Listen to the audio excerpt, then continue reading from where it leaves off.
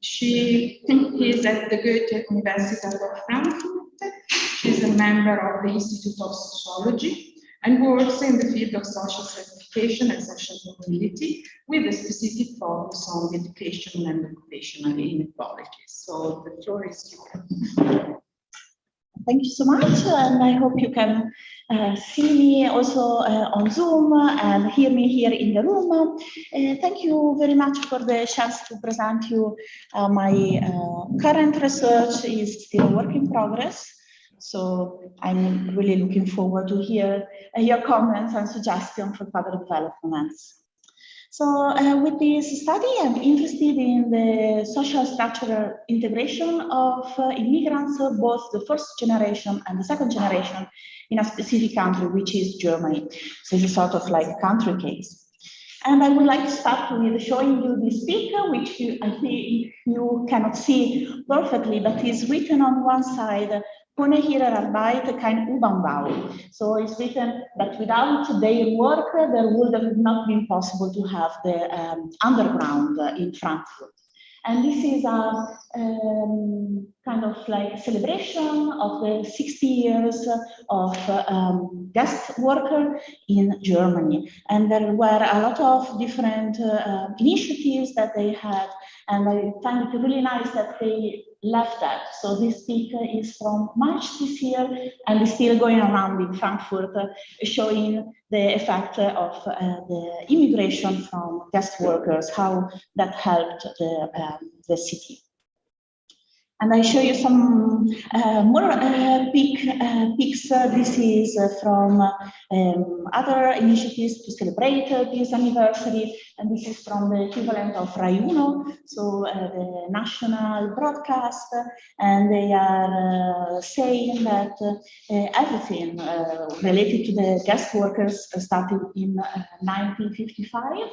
And in the period between 1955 and 1972, around 2 million of Italians left Italy and went to work in Germany. They were not the only ones. This is the first contract of active recruitment that was signed by Germany and other countries. That was just the first. More came with Greece, Spain, Portugal. These are the type of immigration flows I'm particularly interested in. And overall, it is estimated that around 14 millions of guest workers reached Germany to work in this period between the first Anwerbeabkommen, which is the first contract, and the last one, which was at the end of the 60s, because then at the beginning of the 70s, they closed this phase of international migration driven by active recruitment. What is interesting is that we always speak about the integration of guest workers, how relevant this phenomenon is. But actually, the great majority of guest workers came back when this phase of international migration stopped. And for Italians, for example, only around 10% remained in Germany. And in general, only 4 millions of guest workers remain in Germany, which is actually a big group anyway. Interesting is that even if the active recruitment stopped, new migration came from Southern European to family reunification. So they wanted to close the borders with respect to Southern European and other immigrant group that first was searched, recruited, but this type of immigration kept on. And then in the beginning of the 90s, with the Treaty of Maastricht, it was much easier for Europeans to move to Germany. So actually the migration kept going on. And this makes Germany a really heterogeneous country with respect to population. So there are almost, no, a bit more actually now, than 21 millions of people with an immigration background. and that is a quarter of the overall population. So if we compare Germany to other countries, we see that the population there is really heterogeneous. There is a big part of this population with a migration background that is a migrant himself. I'm one of them. And if you check at citizenships, because Germany has also a great immigration inflow from ethnic Germans, so this is Petal Siedler. So it's interesting when we look at international migration to check citizenship, and what you can see is that in Germany there is a higher proportion of citizens that are not Germans, but are from other European member states. And that is precisely the focus of my analysis here, and I am particularly interested in Southern European immigrants. And if you check closer, and that is what I would like to contribute to literature, you find that there are ghost workers, those that remain there, but also the descendants of them, so their children, and also the new immigrants, so the new labor immigrants that entered the country after the Treaty of Maastricht, and then in the last 20 years, more or less. In Germany, the topic of immigration and integration is really highly debated. So you can live in Germany, hear about that every single day. They speak in the public media and in the political arena, and at the university there are a lot of workshops. So the integration of immigrants, the challenges that they face is kind of like a highly studied phenomenon at the moment. There is a lot of literature, but actually the focus is not really on Southern Europeans. So at the moment there is a lot about the Flüchtling Welle, which are the asylum seekers, and there is a lot of discourse on that with respect to the integration of previous groups. There is a bit less discourse, but actually I think the comparison that we can make if we check this group is really important and relevant. And I have my interest in this paper, which is also my interest in the research, is about in checking the social inequality of immigrants, and I follow the typical approach that you can find in the analysis of social structure, so the analytical tradition of sociology. I tried my best to be a bit more multidisciplinary, but I hope I was partially successful at least. So what do we know when we check the previous literature, the previous studies on guest workers? They say that this group of immigrants have a really low unemployment rate, so they found a job quite easily, which is not surprising because they were actively recruited to work. So unemployment was really extremely low, at least until the oil crisis, and also because the economy of Germany was really booming at that point, so there was a lot of opportunities for everybody. But when we check what they did when they had a job, so they had not that much progress to find a job, but then what they did was jobs with low prestige and also low remuneration. So physically demanding job, especially in the fields of construction, of streets, railways, but also in the car industry, in this Ruhrgebiet, so the region of the Ruhr and Saarland. And what we see is that by employers and also by the state, there was no investment in these workers. So there was not an idea to build the human capital to help them integrate, because the idea, as the words say, is that they would have gone back to their country. And this is a bit different when we check the new labor immigrants from Southern European still. So till the 70s, where there was this contract, they were in this type of jobs, but then things changed a bit because those that decided to remain had their need. So in these celebrations, there was also a lot of discourse on how the need of guest workers that remained in Italy to eat pasta helped restaurants to flow, to unfold, and also shops selling Italian food because the demand for that was really, really high. But actually also the taste of Germans changed quite a bit. They started to love Germany. There is a lot of discourse on Bella Italia. When you are in Germany, you hear this, they ask you this. So there is a lot of discourse also on that. And you see that there was a change in lifestyle. With the new immigrant flow, you see a quite different picture when you check the educational level, because those that are now moving to Germany has a high human capital, are much more educated, and this is basically also an answer to the need of the country, which has an aging population and problems with facing welfare requirements. So they are actually recruiting still, but informally, immigrants from other countries, and they are checking close by because of ethnic affinity and also because of the tradition of immigration. So for example, I'm in Germany because after my PhD, I enrolled in a seminar, and a person that was working for the Ministry of Arbeit, so of Labor, was advertising opportunities for immigrants in Germany. So where to go to find more documents and the opportunities that were there. And that is why I'm also an immigrant myself. So they are trying to foster now a positive selection of immigrants. When we check the labor market outcomes of all these groups in Germany, there are a lot of theoretical explanations that have been suggested for that.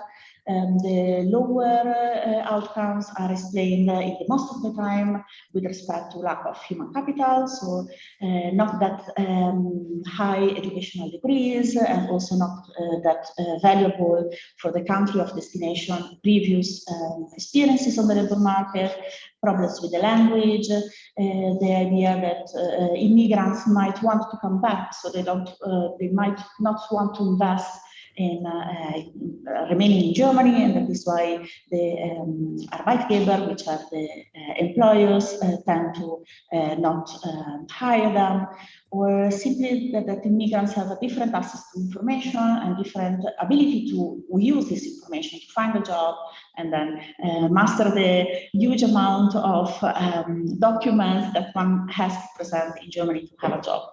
There are also macro level explanation. This is I wrote that in German, but okay, which has to do a lot with labor market segmentation. So the fact that actually migrants do jobs for migrants, so they are not able to compete in the national labor market at all levels, but they are clusterized in the low prestige occupation. The employment protection legislation is also changing the opportunities of employee, because they feel that is higher the risk to hire migrants when they are not free to fire him, which is different from UK, for example.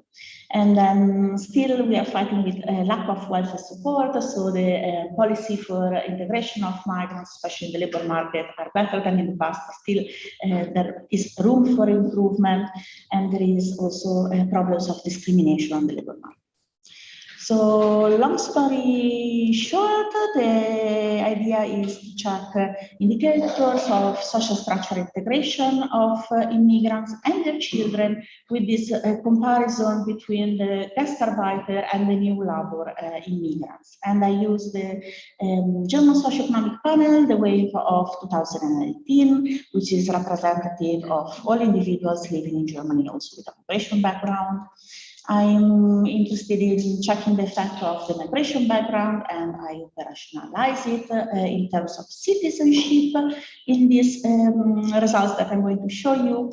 And of course, the focus is on Southern European. At the moment, they are all merged in one group, but I also want to disentangle the effect for first and second generation, check the effect of education, because we said that is important, the educational degrees that they have for integration opportunities, and the controls are simply parental social class, age, and sex. I first show you some descriptive statistics where I can also show you a bit for the Italian group, which I think is interesting for us. And then I run some simple regressions, ordinary least square, and linear probability models. I have weighted results, and I always have lambda fixed effects. So the results are not depending on where immigrants are actually working. So the different type of labor market they might access. And the type of comparisons I want to speak to you today are between first generation Gastarbeiter and German, first generation labor market immigrants and Germans, and second generation and Germans. So let's check what we have. First, you can see a bit of descriptive statistics about this indicator of structural integration for the Gastarbeiter, so the old cohorts of immigrants coming from the Southern Europe, and you can compare them with Germans in the first line. You can see that they are really different in terms of education. They have much lower education, especially almost none had a university degree. They had equivalent income, so household equivalent income lower than Germans, and the prestige of their occupation was much, much lower. Unemployment rate almost non-existent, as we said, but higher than almost double higher risk of poverty.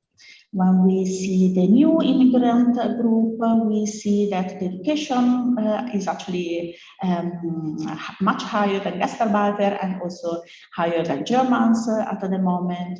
But there is still something interesting. So the equivalent income is still somehow lower than Germans, and the prestige of occupation is so they catch up, but the prestige is also not so high as German, and the chance to be part of the highest, so the top of the social hierarchy, is also different than Germans. When you see the second generation, you have a sort of like picture in between. So they are matching with respect to education. Germans also upper-performing. We could say a lot about that, but actually there's no time, unfortunately. The equivalent income is just the same, but there is still something with prestige. Don't check this because they are still young, so it's a bit difficult to interpret this number. But you can see that actually the unemployment figures are higher, and also the poverty rate is a bit higher. I go quick to the multivariate results. So this is normal regression model with dependent variables is unemployment. So we see the risk of being unemployed, not wanting to work, but not having the chance to do so. And we see that for Gastarbeiter, there is almost no unemployment. So these are data net of, so just check the model 3. They are a net of age, sex, where they are working, parental education, and educational degree.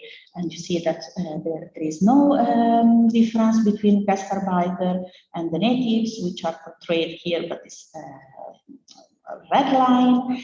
But if you see the new immigrant cohort, you see that actually they do have a bit of gap in unemployment. They have a higher risk of being unemployed, which is really few, significant, but a bit you can find that. Also, even if they are really highly educated. For second generation, you also see the same. So still there is a difference in unemployment risk, which is a bit higher for the second generations. When we check the income, so this is the logarithm of household equivalent income, and there is the interesting result that for guest workers, the equivalent income was lower than natives. still here on this red line, but controlling for education, the last model, this difference came back. So the equivalent income was, the gap in equivalent income was due to human capital differences. When we check for human capital, no difference with that. So actually were doing quite well with respect to employment and income.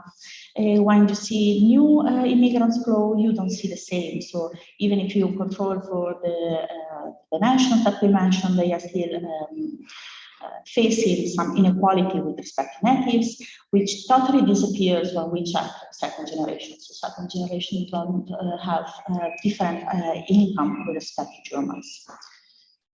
The last is occupational prestige. So we check the prestige of the occupation, and you see what we also saw in the descriptive statistics. So the prestige of occupation is much lower for Gastarbeiter, no matter what you control.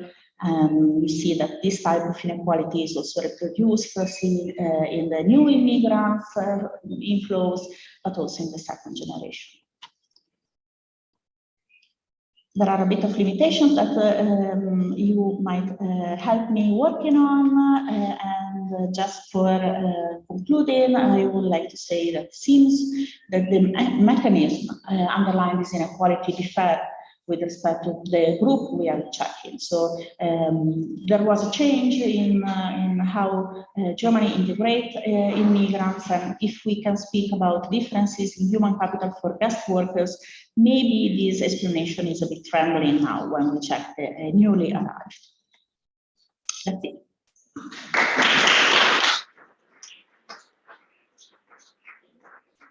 Thank you to Eleonora for this interesting presentation and also for respecting so strictly the time. And she had to run about the conclusion, but now we have the possibility to ask questions and to not another question yet. And then, sorry, so not question now, you can spare it. Very well. And so I can call Veronica Pastorino. Veronica Pastorino will present the work on new generations to conquering a voice, Italian and German new generations against the right-wing populist rhetoric. And Veronica Pastorino is a PhD candidate of the 26th Circle at the Department of Political and Social Sciences of the University of Bologna.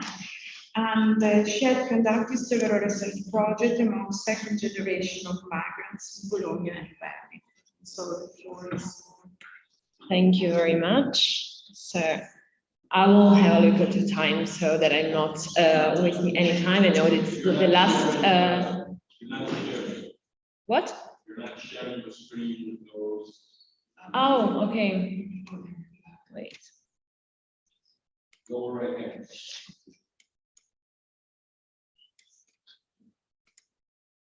Now I'm sharing that. I hope that it's working now. Okay. So thank you very much for having me today.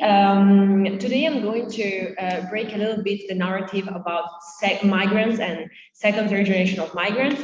Not because I'm not the work that I'm working on. Actually, this is the first ethnography that I did for my master thesis, but that are still continuing in my for my PhD research. But I'm not going to speak about second, third generation of migrants, even though they are the issue of my presentation, because I will introduce a new terminology that my actors actually use, and I feel respectfully to use the same terminology that they use to identify themselves, hence new generations.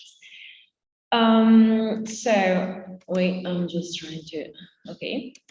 So here is a little bit of the presentation outline. I will give you a little bit of the social and political context where there's two network of associations where I'm working about, composed of second, third generation of migrants that I will call new generations. One is based in Germany, one is based in Italy. So I will give you a little bit more of the social and political context in Italy and Germany. I will present then the subjects and also the research question that has to do with identity construction with these two heterogeneous groups. And I will try, if I have time, to give you also some theoretical frame in order to understand better the explanation and the results of my research.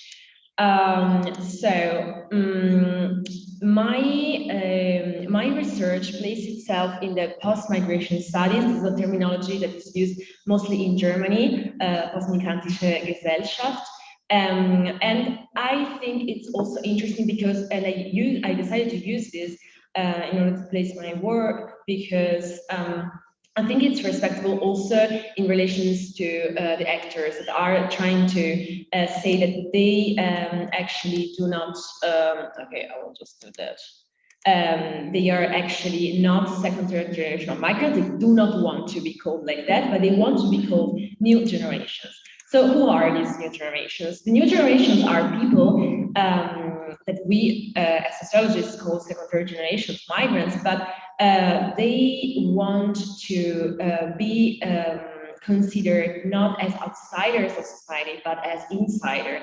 And the problem is that with this, also with the terminology, second, third generation of migrants, they think that this terminology links them to reality, the reality of migration, that hence they have not experienced at all, or if they have, they did not consider it as pregnant experience of their life.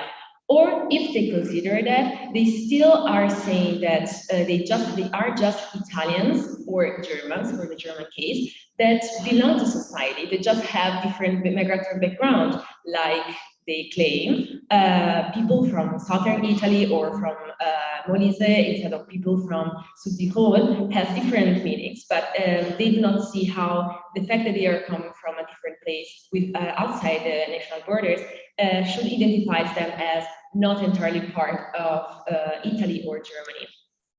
So where does this new generations discourse, I call that Recording for Code, and also like Cloud Muffled work, generated itself? So actually it's of course complicated. There are different layers. It started in Italy in 2011 when Refugee Crisis with the campaign Italia sono anch'io, Italy, I'm also part of Italy, started. It was actually mainly based focusing on the giving this 1 million people in Italy that are born in Italy but hasn't the citizenship because both of their parents are foreigners, to be actually recognized as Italians. But then it started a discourse that became bigger and bigger across time in Italy, in different activists and also non-profit organizations composed of second, third generation of migrants, and not only. And then in Germany, there is, who knows the history of Germany knows that actually in 2010 there was a huge debate after the publication of Thilo Sarrazin's book Deutschland schafft sich ab, Deutschland abolishes itself. It was a really Islamophobic book that was claiming that actually this hinged huge waves of migrants were destroying the German identity, and it was actually where it started after the Second World War. Actually, really it was like the anti-immigration rhetoric begins to be covered by the media. Just in order to give you a little bit of context, this is one of some quotes about extracted from some interviews that I did during my 3 years research among the new generations in Germany and Italy. So this is one quote from an Italian new generations. Who claims the fact that I have to think constantly of being part of the immigration swirl, a world made of policies, borders, residence permits, etc., while I felt fully Italian, was for me a kind of discrimination. For example, if by entering a cafe, the bartender asks me, "Where are you from?" and I answer from Bologna, where he has grown up, I see that he looks at me skeptically, and even if he does not mean to, I feel this as discriminatory. And same is for the German case. We speak German, we have done all of our educational path here in Germany, but we always have to confront a huge part of society which does not treat us as Germans. So this was actually the beginning of the discourse, which brought and put the basis of the establishment of two network associations. Now, it's important for you to understand also consider these two network of associations, composed associations that are spread in Germany and also in Italy, and they are considered themselves as new generations, with some exceptions, I will talk about it later, are born independently from each other in two different European countries. So in 3 years research, now a little bit more, it was not possible to see a link between the new generations discourse in Italy and in Germany if they have communicated it in this time. Actually, it was a little bit abrupt, and that was also significant for my questions, for my research questions. So why actually these two in the same period? Because the German network of associations, which is called Neue Deutsche Organisation, New German Organizations, it was established in 2015, while the Italian one, Coordinamento Nazionale Nuove Generazioni Italiane, National Coordination of New Italian Generations, was established as a network in 2014. So why these two network associations that are claiming basically the same, with the same words, or kind of the same terminology, are born in the same period into different countries, independent from each other? Of course, that was interesting, and so I was trying to give a solution for this question. It's important also to know, I cannot go through it because I do not have time, but of course there are differences between how the new generation discourse was worked within the NDO and also within COGI. Also, most importantly, the most important difference is that NDO was a bottom-up movement that then became a network of associations made of activists and journalists. I remind like Feda Ataman, maybe she's one of the main important voice of this group. And while Kanji was initially up-down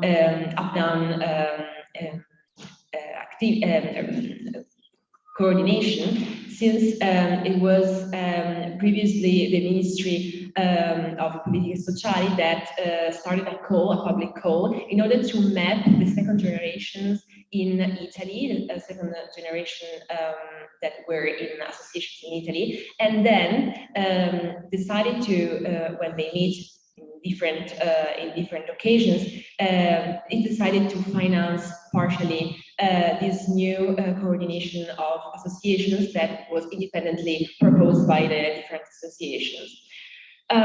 They have, of course, the main roles, like they are playing a funny role by rerouting all the needs of the new generations and the claims and put it in the upper levels, also in front of the higher political institutions. They also play an acknowledgement role of their claims, of this discourse, of the fact that they want to be called new generations, not only in front of, in front of institutions, local and also national, but also for other activists to know that. And then they also play, of course, a sensibilization role at the local and national level. So my also research question at the time was on which basis has been initiated this identity building processes of COGI and NDO, despite their high internal diversification. You have to know that actually NDO and COGI, despite being a network of different associations that are spread on different part of the German territory for the German one and on the Italian territory for the Italian one.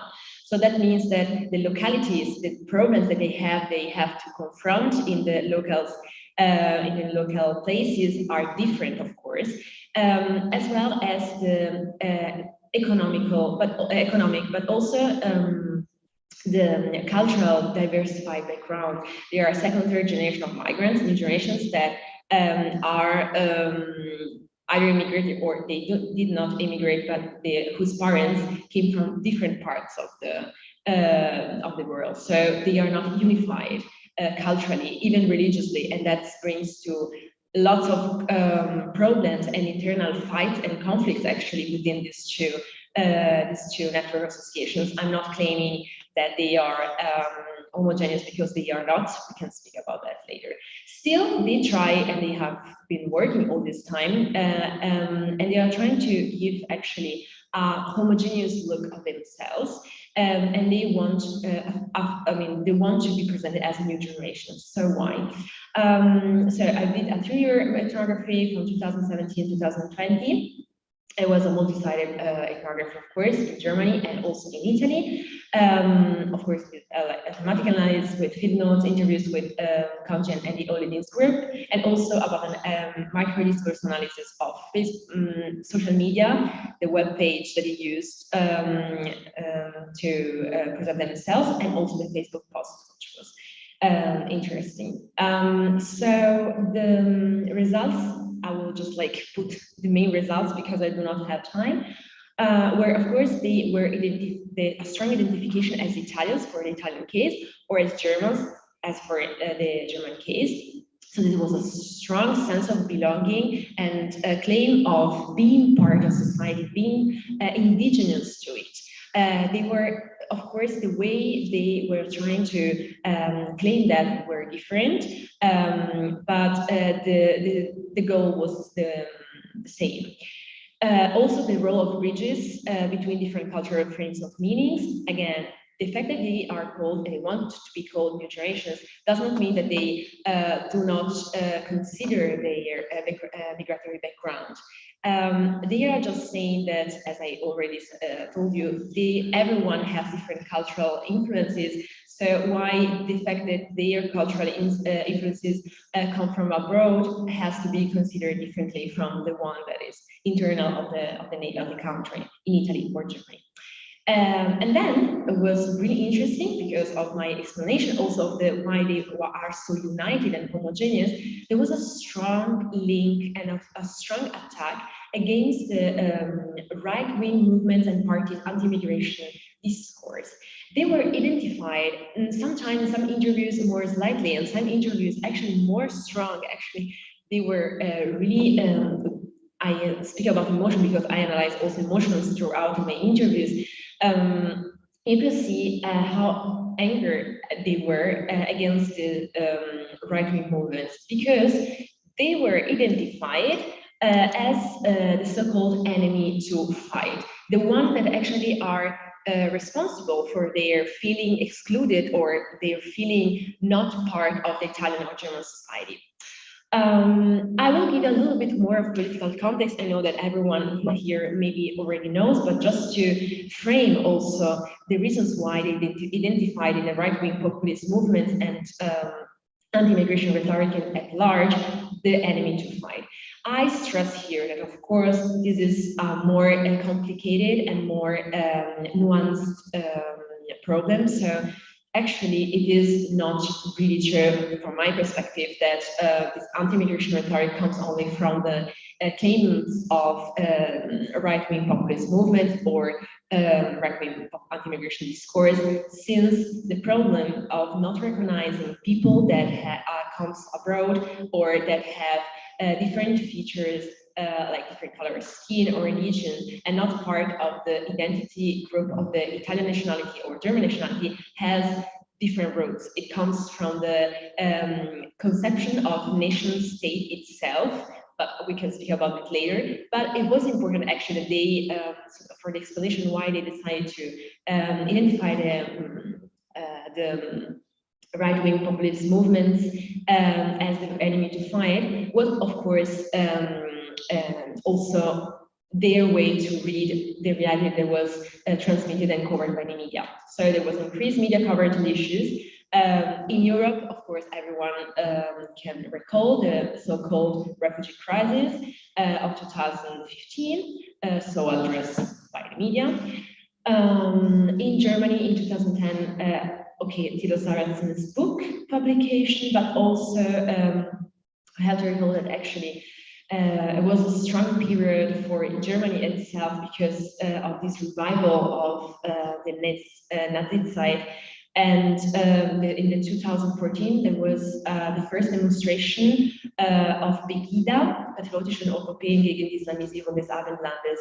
So the patriarchal Europeans against Islamization of the Occident. So you can see how strong this Islamophobic revival was. And actually then there was the first move that then led to the AfD in Germany. So just to sum up, because I don't want to run out of time, of course, the identity construction works through, since identity, as you all know, is always cultural and negotiated and cultural dependent. It's not a concept that exists, but in order for make themselves work, needs to address another different from themselves. So the new generations of NDO and Kanji, in order to be homogeneous and in order to be homogeneous as a group and also in their politics and their activities, they're identified as enemy other than themselves, the anti-immigration rhetoric of the right-wing populist movements and parties in Italy and in Germany, but also in Europe. Of course, it was important the fact that they were, so the trigger point of all of that is that by this increased media coverage, but also being constantly identified as second or third generation of migrants with negative connotations, puts them and triggers them to introduce understanding of what actually the effect of being called second, third generation of migrants had on their lives, what was the effect that they had in their lives. And in this way, they try to repeat to this subjecting process of being constantly called as the outsiders, being constantly called as the ones not entirely part of society. They try to repeat to them by changing the name into which they are called. So you all know that actually naming is the first process, the first social process to subject someone in order with the category that we have in our mind, of course. Okay, Althusser was appointed that by the police order, but we can see also Butler that expanded also the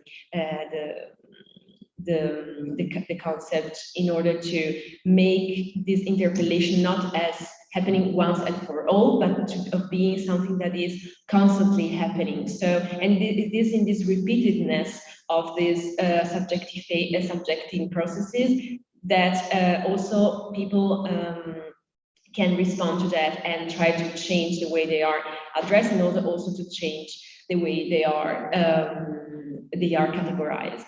Of course, it has limits, and I will conclude with that, since people can do that response, but in different spaces. Also, spaces are important. So yes, they manage to do that in their safe place, kind of in NDO and Kanji, but are they able to open this bubble and be effective also outside in society and so on? That is part of my PhD research. So I will tell you in 2 years. I will conclude with this expression of the president of Conti.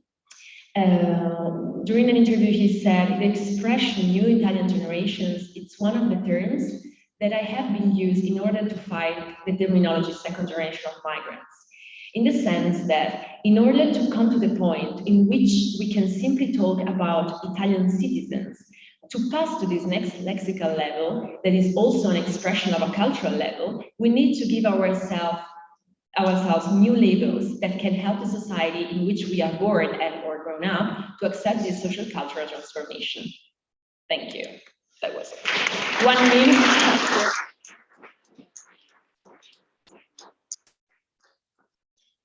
Veronica, for this new approach and participation of the second generation in the new citizenship.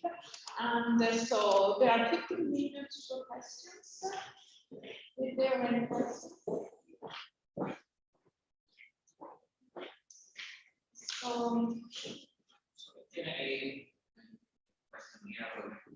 I think you have to come here in order that colleagues connected online can hear you. No, before a question about and for Eleonora and Veronica, same. A curiosity about the region Italian. You speak about Italian, Germany, but the regional region and the rule of association from region, Sardi, Calabria, Sicilian, is the same identification in Germany, or there are differences also in the second generation from the region, Italian, North, South, because I think that also the association have a rule in this country. I collect some questions. Yes, I have just to say some curiosities actually. Leonora, well, I really like both of the papers, and for Leonora, I was wondering, well, you were very clear about the fact that there are still differences among migrants, Southern European migrants and Germans. I noticed that as to poverty risk, prestige, but can you give us some explanations? I mean, that might lead to the second paper we had today. So I was wondering what was, well, there are many issues with, but maybe you can explain a few. And for Veronica, I really know very little about this new generation in Germany, but I know a bit about the new generation of migrants in Italy. And we were talking about this identification, construction, this identification process, which I think is very interesting, but this is just from what I see. I've been 3 kids, and knowing that most of the friends are not Italian born, and what they want to be really is Italian, to be Italian. Actually, they forget they come from another country. This is just something that happened last year. One of my son's best friend wanted to book a trip abroad, and he just found out it was not Italian, but it was convinced it was Italian. But it's not that Italian. He was Armenian, so he found out he's Armenian. So I think for young generations, they are a step forward, and also our being European, I think it would be about time that we call ourselves European citizens and not German or Italian citizens, but that's just my comment. Thank you.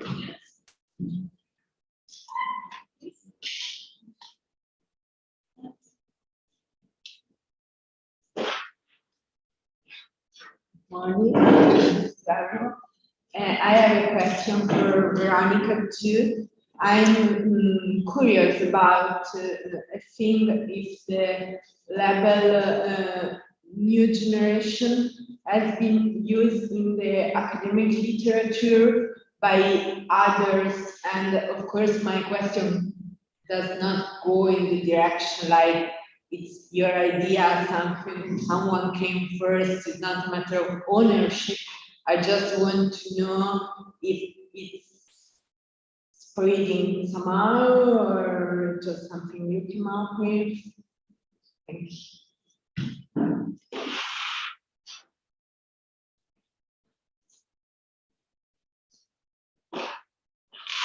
Thank you for your presentation, very interesting. I have only one question for Eleonora, and I would like to know if you have data in which sectors of the labor market new immigrants from some European countries that work up now.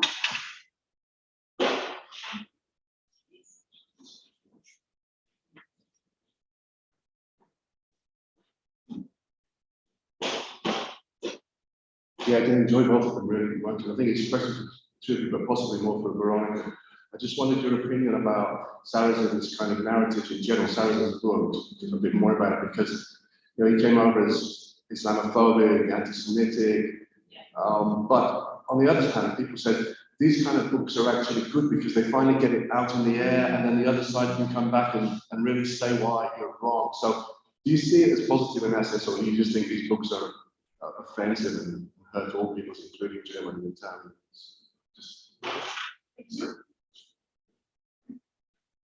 Any other question? So this is, I had this one question and then I give the floor to the presenters.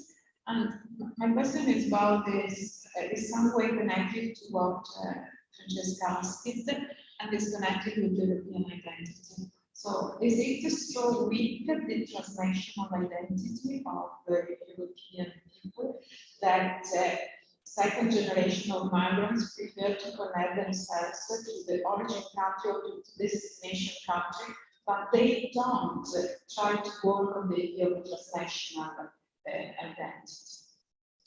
So the first is that I think you can see the both.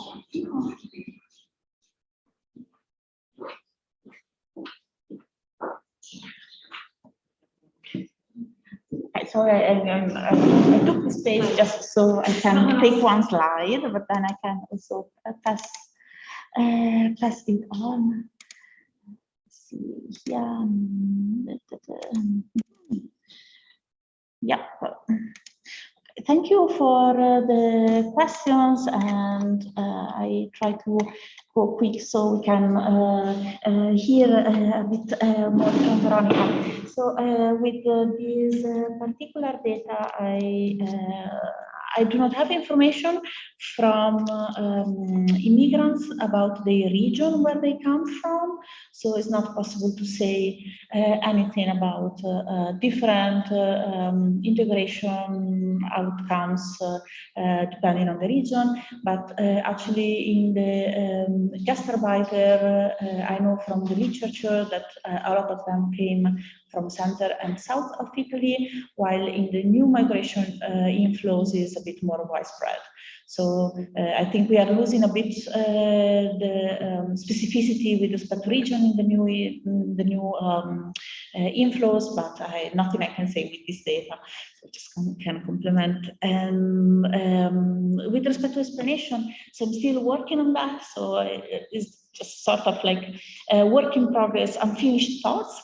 But with respect to the result I got so far, I'm inclined to think that the outcomes of Gastarbeiter are explained by human capital deficits. So their low prestige is depending on the fact that they didn't have country-specific human capital, and that is also when you insert that in the models, the gap reduces. So I think that is the most explanation, but also at the macro level, the fact that they were supposed to enter the secondary sector of the labor market. So no idea about giving them any chance to have control over others, and that's it. So they were more into labor, manual labor.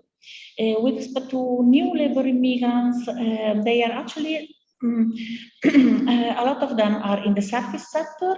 Now I don't remember who made this question. So the majority of new labor immigrants are working in the service sector, but this could be higher at the low level of prestige, so manual service sector, or a bit higher.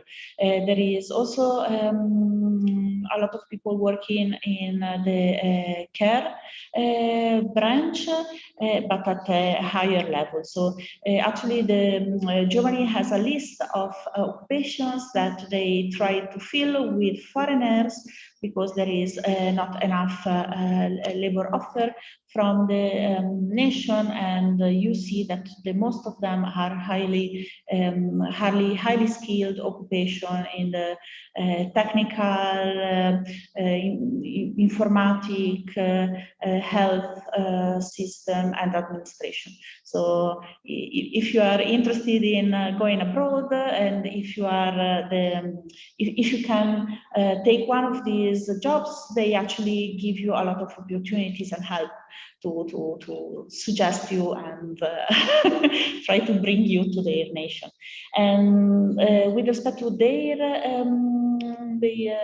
different outcomes, I think for the new labor immigrants, the gap that we see is basically driven by the difficulties in recognition of educational degrees that they had in other countries, and the lack of language proficiency. I think that is the most that explains the gap. So once they catch up and have a bit of like training and some experience in Germany, and they can prove they have a C1 or C2, then this gap vanishes a bit. With the second generation is really interesting because I think that there we can see a bit more of discrimination from the labor market. So there are studies using a fictive curriculum, changing the name of the applicant that show that if you have an immigrant name, you receive less callback. And that might explain why unemployment might be a bit higher. And they have the same ethnic, the same country-specific educational degrees of their native peers. So I think that human capital is not an explanation itself, but might be that they had struggles in the educational system because of their ethnic background. So not human capital as explanation, but most the reproduction of the ethnic disadvantage through generations. Then I think I touched on all. Did I?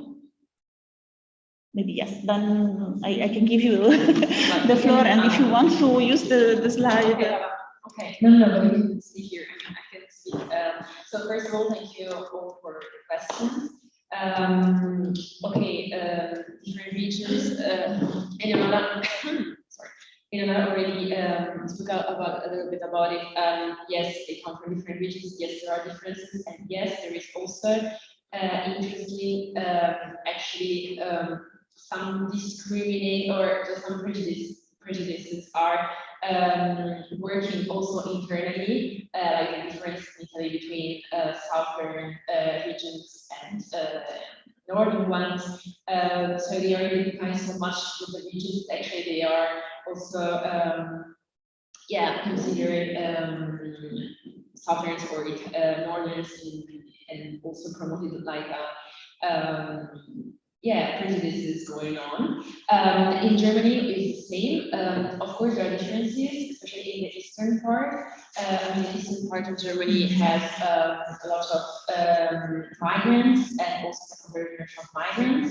And there is still this discrimination between people coming from the east part of Germany that are stricter, that are colder, and so on. So, I mean, of course, the same prejudices that are part of the Italian or German society are perpetrated also among the different belonging of the secondary generation of migrants, or by the same generations.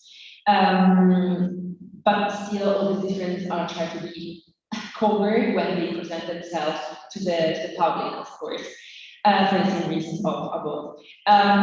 Yes, answering to Francesca, yes, actually, this is a typical example. The first quote is from a man. Actually, he's a good friend of mine, and he told me that actually he discovered that he is Pakistani only at the the maturità, at the final high school exam, because actually a professor was asking him, okay, so you, since you are a migrant, can you talk about a little bit more about migration? I don't know, I was part of that.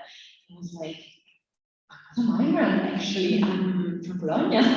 And she was like, no, come on, I mean, do you have a passport? So which color is it? It was like green, nazism. So you see, it's like the Pakistani one, you are Pakistani, you are not Italian. And for him, it was like, maybe I was naive because I was already old to know that, but I mean, for me, it was really a stroke just to know that I wasn't who I thought I was.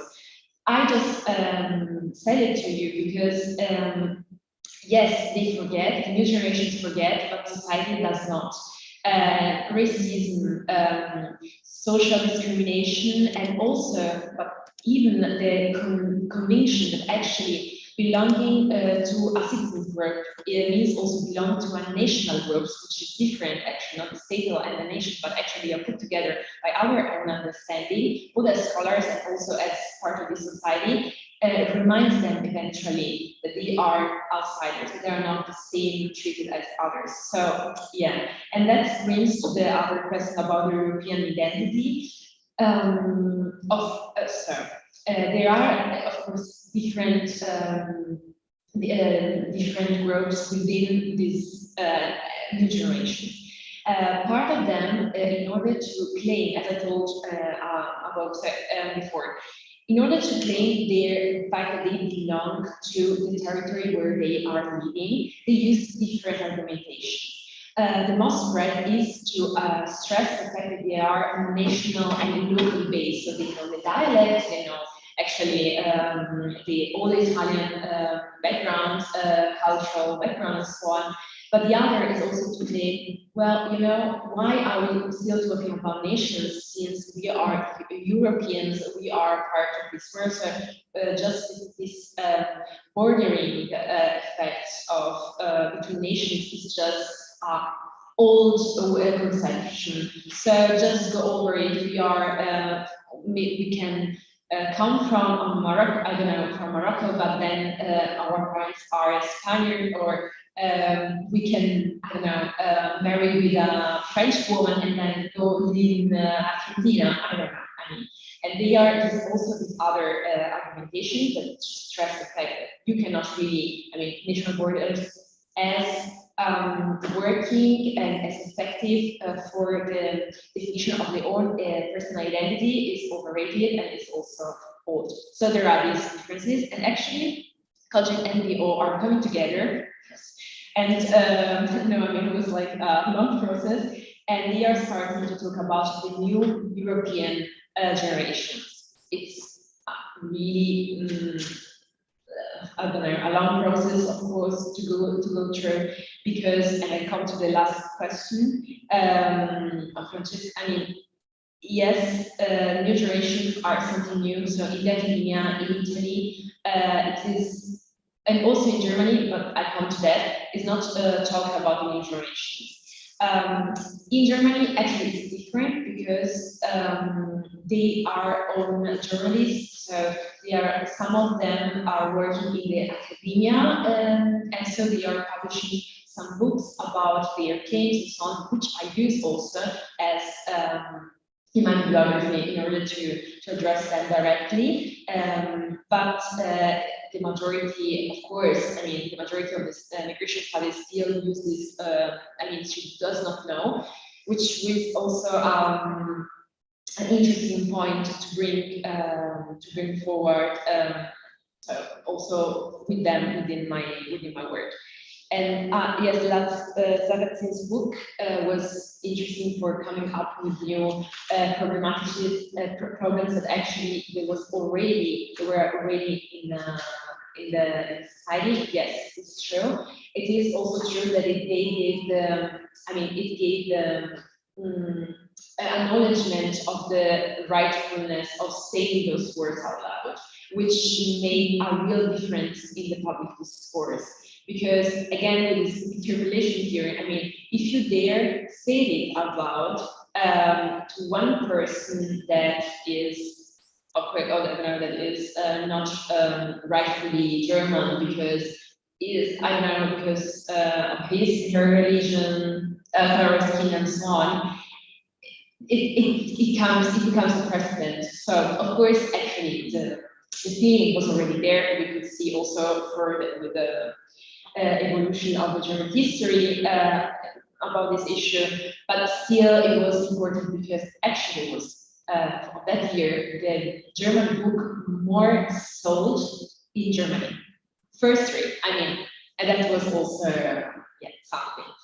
I conclude because I don't want to run out of time. I hope I can. Okay.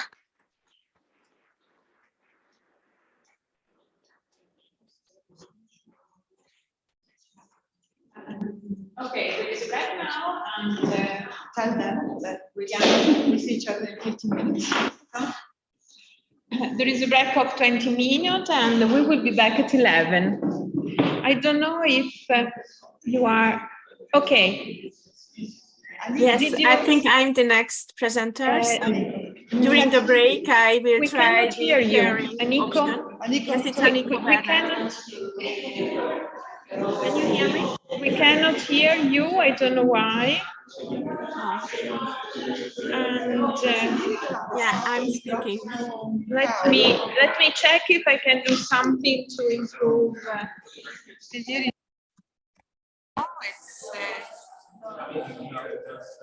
Okay. So we cannot, unfortunately. We need to solve this kind of problem before 11. Yes.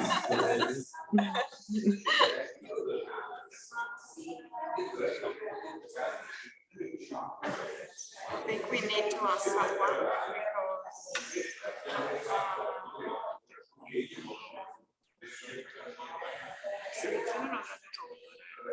audio in per schermi, proviamo.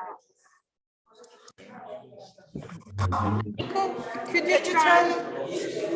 Could you Sorry? say something?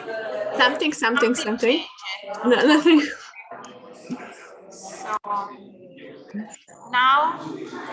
Now? Do you hear me? Yes, we can. Ah.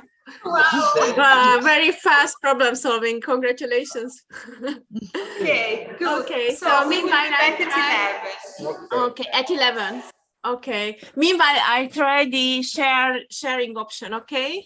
Yes. Okay. You can try if you want. You can try now. Yeah, I try it right now. Okay. Yeah. So this is. Yes. Actually, it doesn't. Si può alzare un po', anche se è già molto alto. Secondo me c'è un altro problema se lo sentiamo.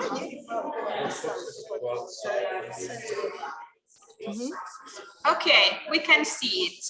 Great. Thank you so much. Thank you. Okay, see you in 15 minutes. Yes, thank you. See you. Ok, no, ci sentiamo bene. C'è chi è che potrebbe controllare questo?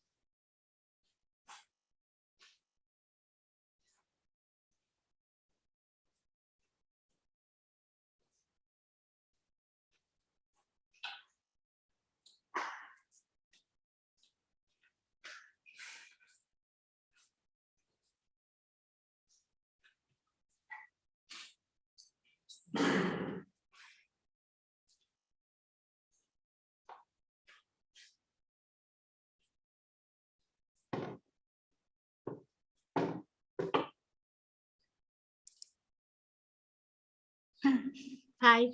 Hi. Perfect. We can hear you perfectly. Oh, thank you so much. Yeah, so this part is fine.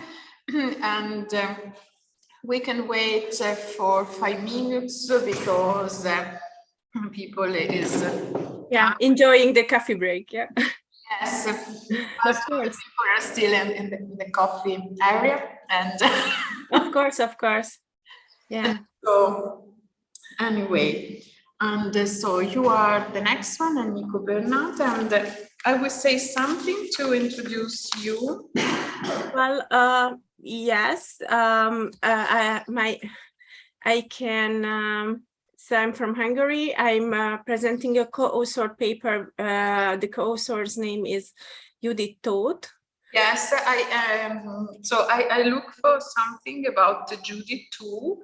So Judith Tóth is associate professor of law and constitutional law at university. Yes, and I am a PhD candidate at ELTE University at Budapest, and which is more important to me, a researcher at Tarki Social Research Institute. Yes, you have this. Bernat Tanko is a researcher at Tarki Social Research Institute, yes.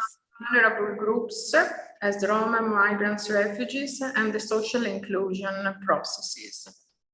Yes. Is it fine in the presentation? Yes, it's fine, yes. Okay. And Judith, what's the name of the University of Judith? Actually, we pronounce it Judith, but it's not a big deal. And she is working at University of Szeged.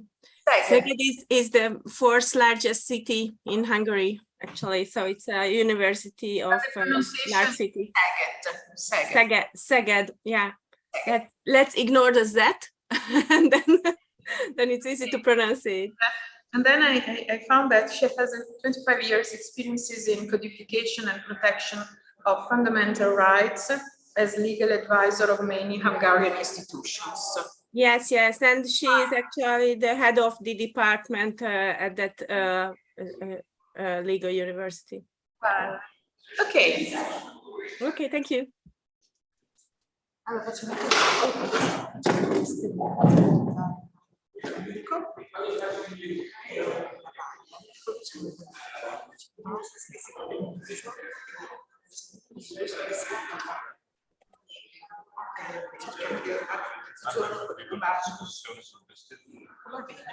Speriamo che appena la vediamo. Sì, ma adesso intanto ci vediamo perché scriviamo, eccetera. Giustamente padre se non c'è, poi ti dimenticavo perché era mettere il pomeriggio. E io l'ho messa in tarda mattinata, ma presto.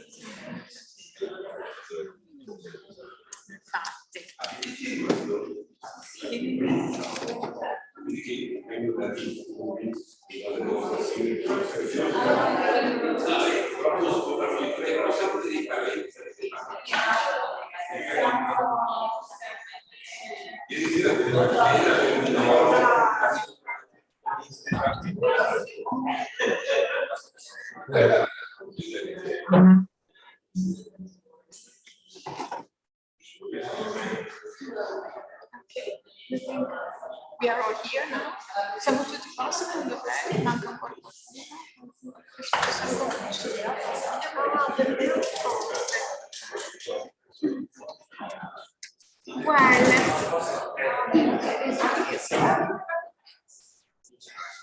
Well, I think we can start the second part of the session that, as you can see, will be online. And if Paul is ready, we can start.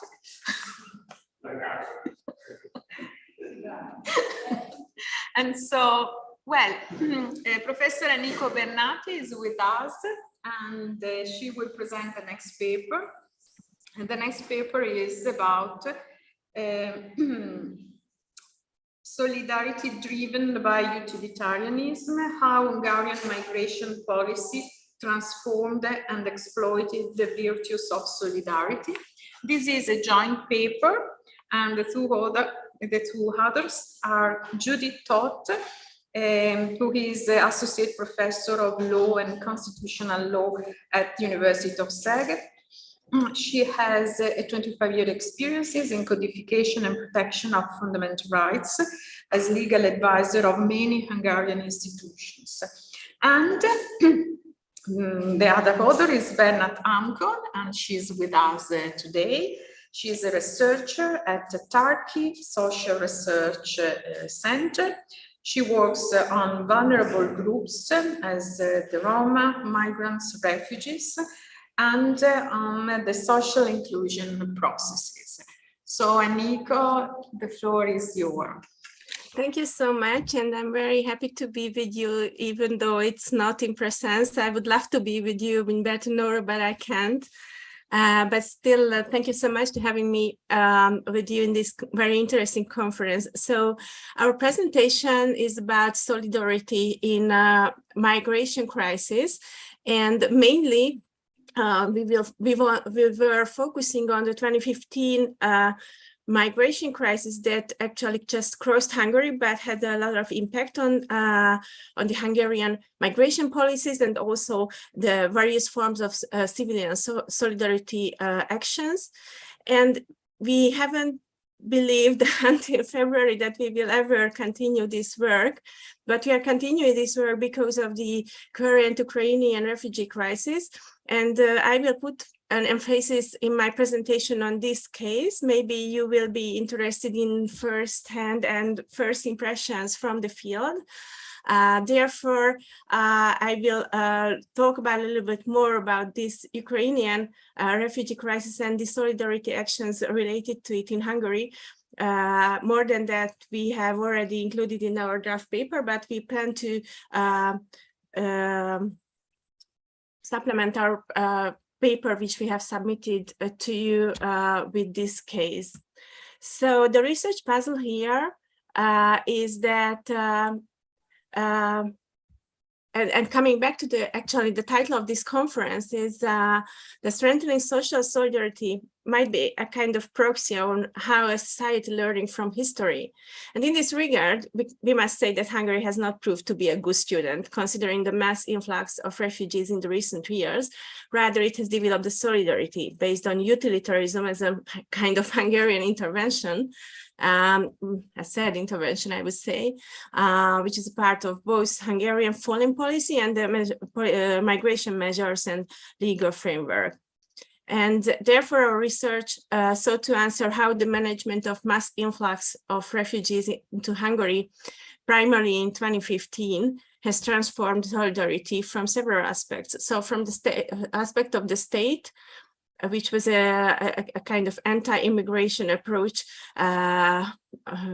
followed in its policy and propaganda, and it's the state amended the control and festing system introduced at the borders between 2015 and 2021 several times.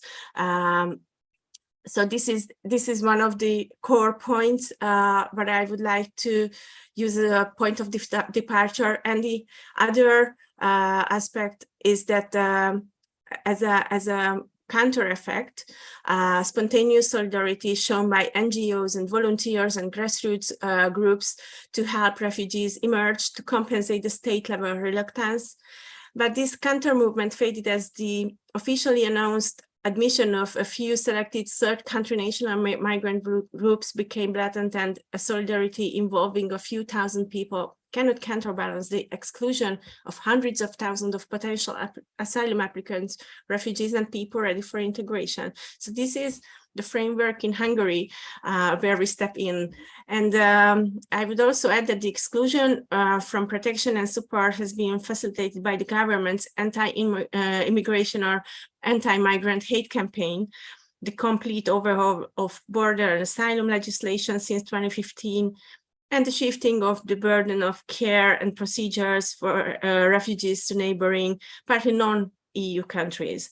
So this research is based on an analysis of a series of legal regulatory scandals, I would say, because these are quite extreme regulatory measures at an EU level, which is complemented with qualitative social research or ethnographic research in that understanding the different manifestations of solidarity in the context of the migration crisis since 2015.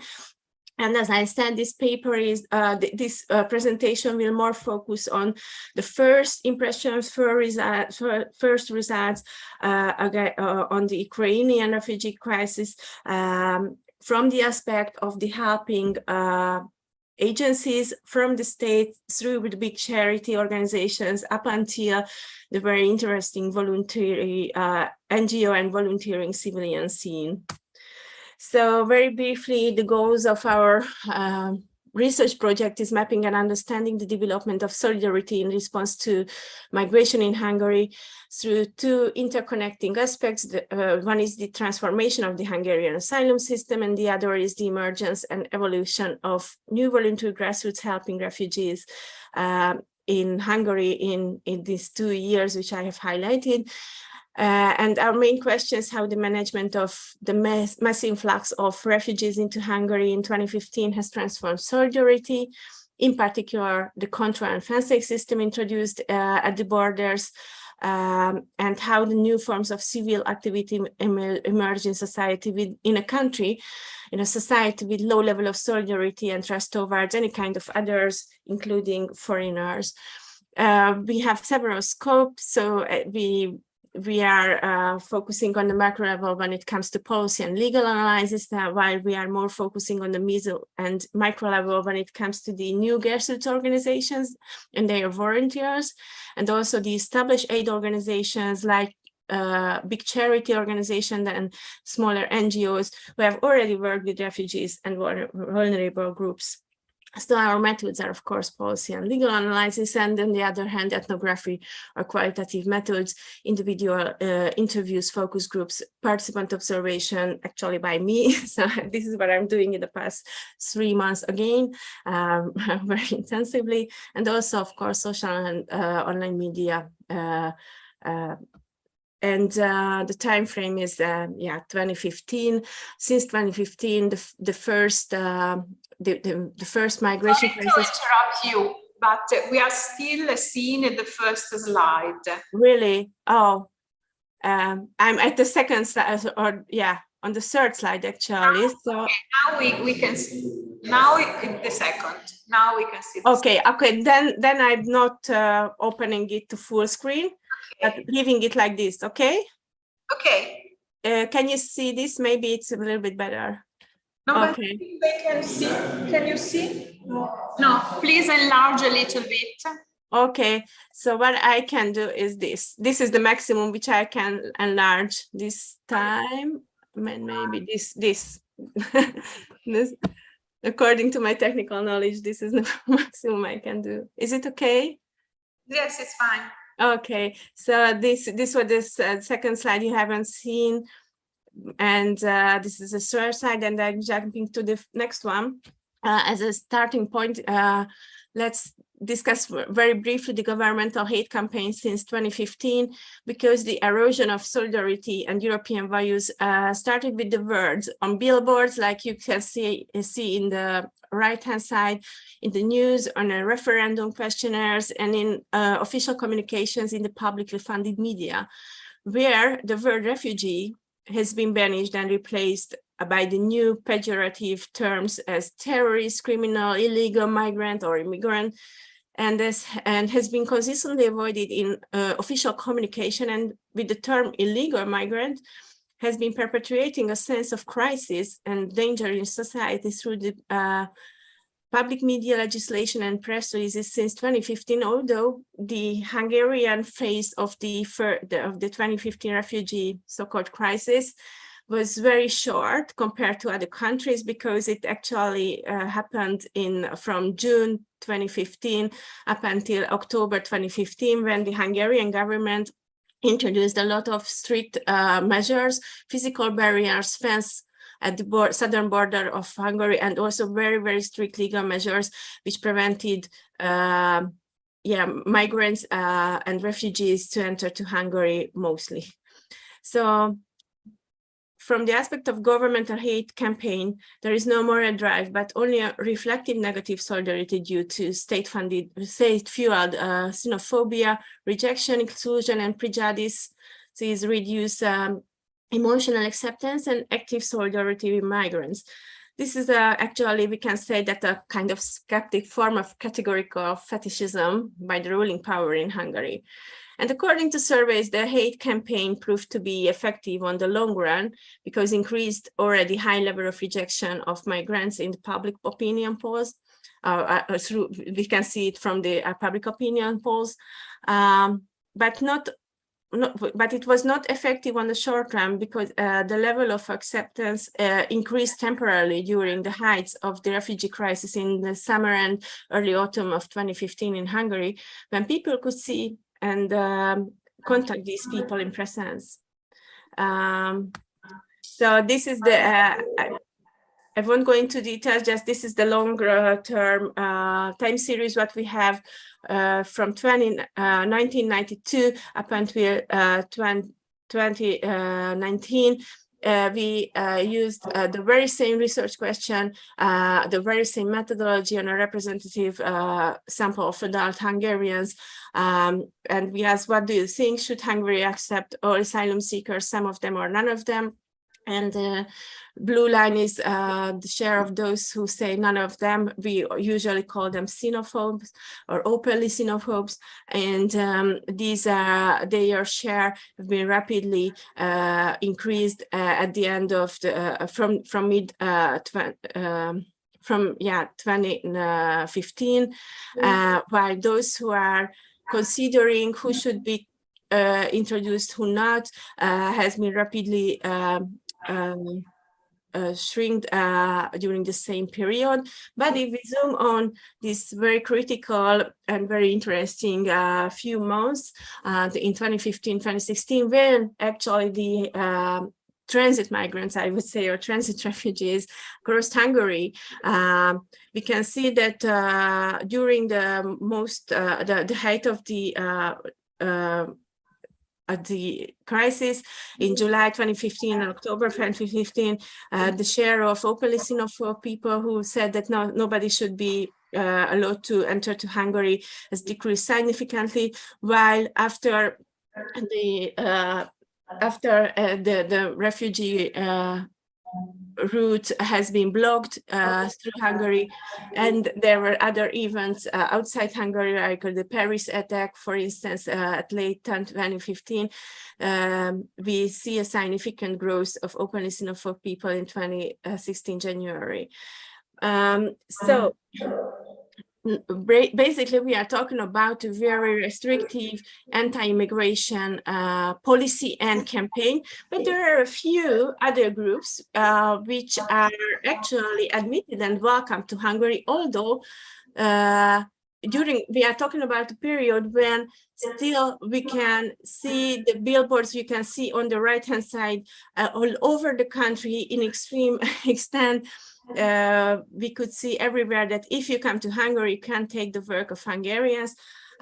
It's also ridiculous because it's in Hungarians, but seemingly addressing those people who are not speaking Hungarian.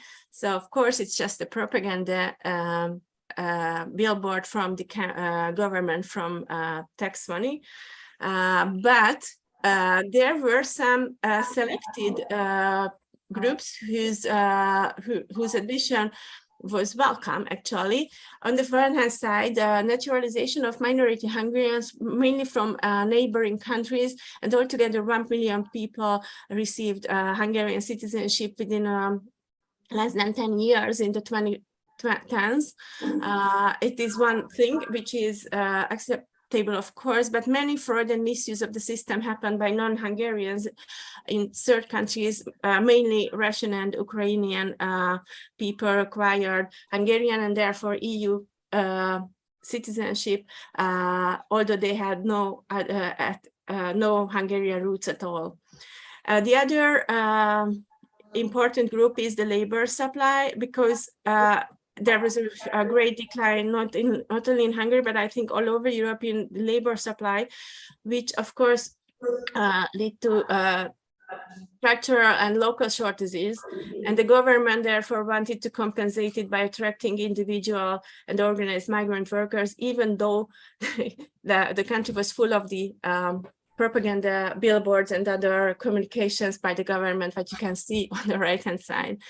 And also, they received also useful but invisible migrants from a few selected third country national migrant groups without restrictive border practices. And the most interesting one among these are the bond buyers. So the Hungarian state wanted to increase or somehow foster the Hungarian economic by issuing Hungarian investment treasury bonds or residency bonds for third country nationals, and mainly Chinese and Russian citizens. Altogether 20,000 people bought it, has acquired it, and they received long-term migrant status in Hungary since 2013 for 5 years.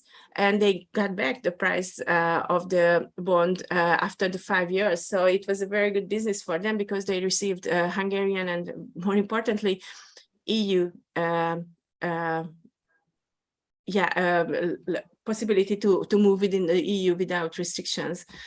And those who are refused, here are many numbers, but I will just focus on the middle group, because this is actually in the focus of the hate campaign, and they were in the focus, of course, in the 2015 refugee crisis. They are the asylum seekers. You can see that Hungary is almost 10 million country, and you can compare these numbers to this. And also Hungary has never been a country of immigration, especially from third countries, just only Hungarian minority people from the neighboring countries. But Hungary has a very low rate of foreign people or migrants in general, and this is a historical trend. So this is something important to understand the context and understand these numbers. So before the 2015 migration crisis, there was a growing trend, but still a lower level of number of asylum seekers, which suddenly, of course, in 2015 skyrocketed.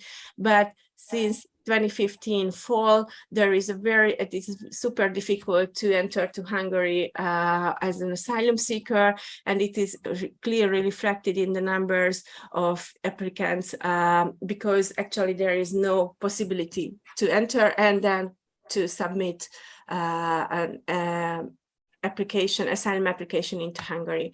But let's move from the legal side to more the sociological aspects of solidarity, because the lack of legal protection increased the need of solidarity from other aspects. The strict, or we can clearly say that extreme bordering practices and legislation is applied by the Hungarian state often leave asylum seekers without assistance or protection, and this is of course triggers solidarity actions, which can be multidimensional, normative, and can be classified into several types, but it can be realized in many different ways. And as an interaction between Hungarian asylum, immigration, and border practices, a multi-level, diverse, and heterogeneous and incoherent solidarity emerged, with examples of solidarity fighting for resources and sovereign unilateralism on the one hand, and institutional and mainly instrumentalized solidarity on the other hand. And this latter, the instrumentalized solidarity, is especially characteristic after 2015, because the social reception of refugees and forced migrants, as well as the practice at border, has become a tool or a kind of hostage of governmental goals in domestic and foreign policy, defenses, the almost completely reduced supply of applicants, and the termination of integration programs for beneficiaries and international protections have liquidated solidarity at the micro, official, or state level, denouncing regional and European inclusive solidarity, and reorienting the country into a unilateral struggle for sovereignty. And the solidarity movement that has filled this aid niche related to migrants So the lack of aid by official state and state-funded dedicated charities made a service niche that was filled by individual civilian actors who connected and operated via Facebook groups, met actually without any met spontaneously. These groups have no organization, no history. These were spontaneously popped up from scratch at the moment of the 2015 migration crisis as a response to it, and driven solely by humanitarian reasons and only marginally by political reasons, while still having strong political impact on the discourse as well as on the actions regarding the migration crisis. These individual and later organized but still grassroots groups provided assistance to forced migrants in various ways during the period of forced migration in large scale as long as possible, but until civilians and helpers' activities were not penalized by the state, of course. So these percents may have remained narrow and even less spectacular today. We studied until 2021, but the new Ukrainian refugee crisis changed the landscape. I will talk about it soon. These grassroots emerged from scratch, as I said, spontaneously formed network of individual volunteers who wanted to fill the gap of the humanitarian aid. And part of the solidarity related to refugee reception practice, we can say that a kind of spontaneous, emotional, reflexive, and moral-based solidarity, the existence of which is due to the actions of NGOs, volunteers, and the civilian individuals. And one more thing which I want to talk more about, but it is also very interesting, that we can characterize the actions and activity of these new grassroots volunteer organizations as an online, with an online-offline hybrid operation mode, to go online to act offline. What we mean on this: recruiting volunteers or collecting donations, organizing activities, and communicating internally within the group and externally with the wider world via social media, especially Facebook, was the tool in order to provide aid effectively on the offline field.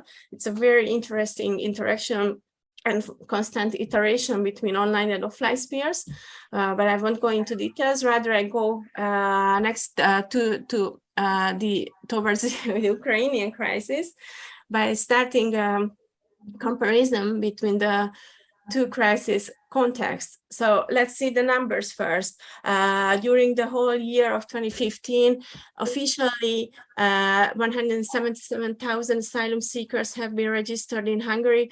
Actually, much more people across the country, but without registration, and there are just very vague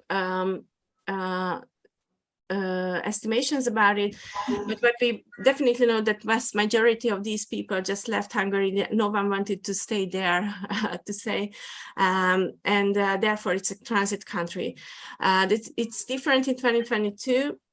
In the past 3 months, we know that officially almost 700,000 refugees entered to Hungary from Ukraine, and we can add plus 71,000 Ukrainian citizens who have been already stayed in Hungary, but most of them are partly dual citizens, Hungarians and Ukrainians, who have already... I just remind you that there are a few minutes left.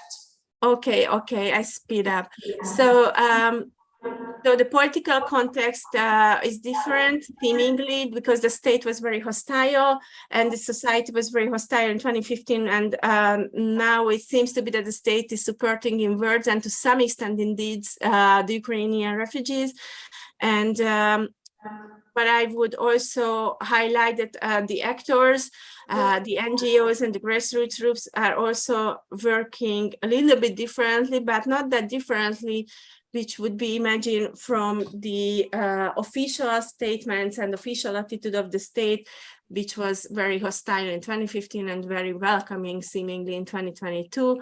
So 2015, the state did nothing in terms of solidarity in practice, helping the refugees, while now there are some things what they are doing: free transport within Hungary and temporary shelter, but very low quality but practically no refugee shelters operated in Hungary, and these services are performing at a very, very low level.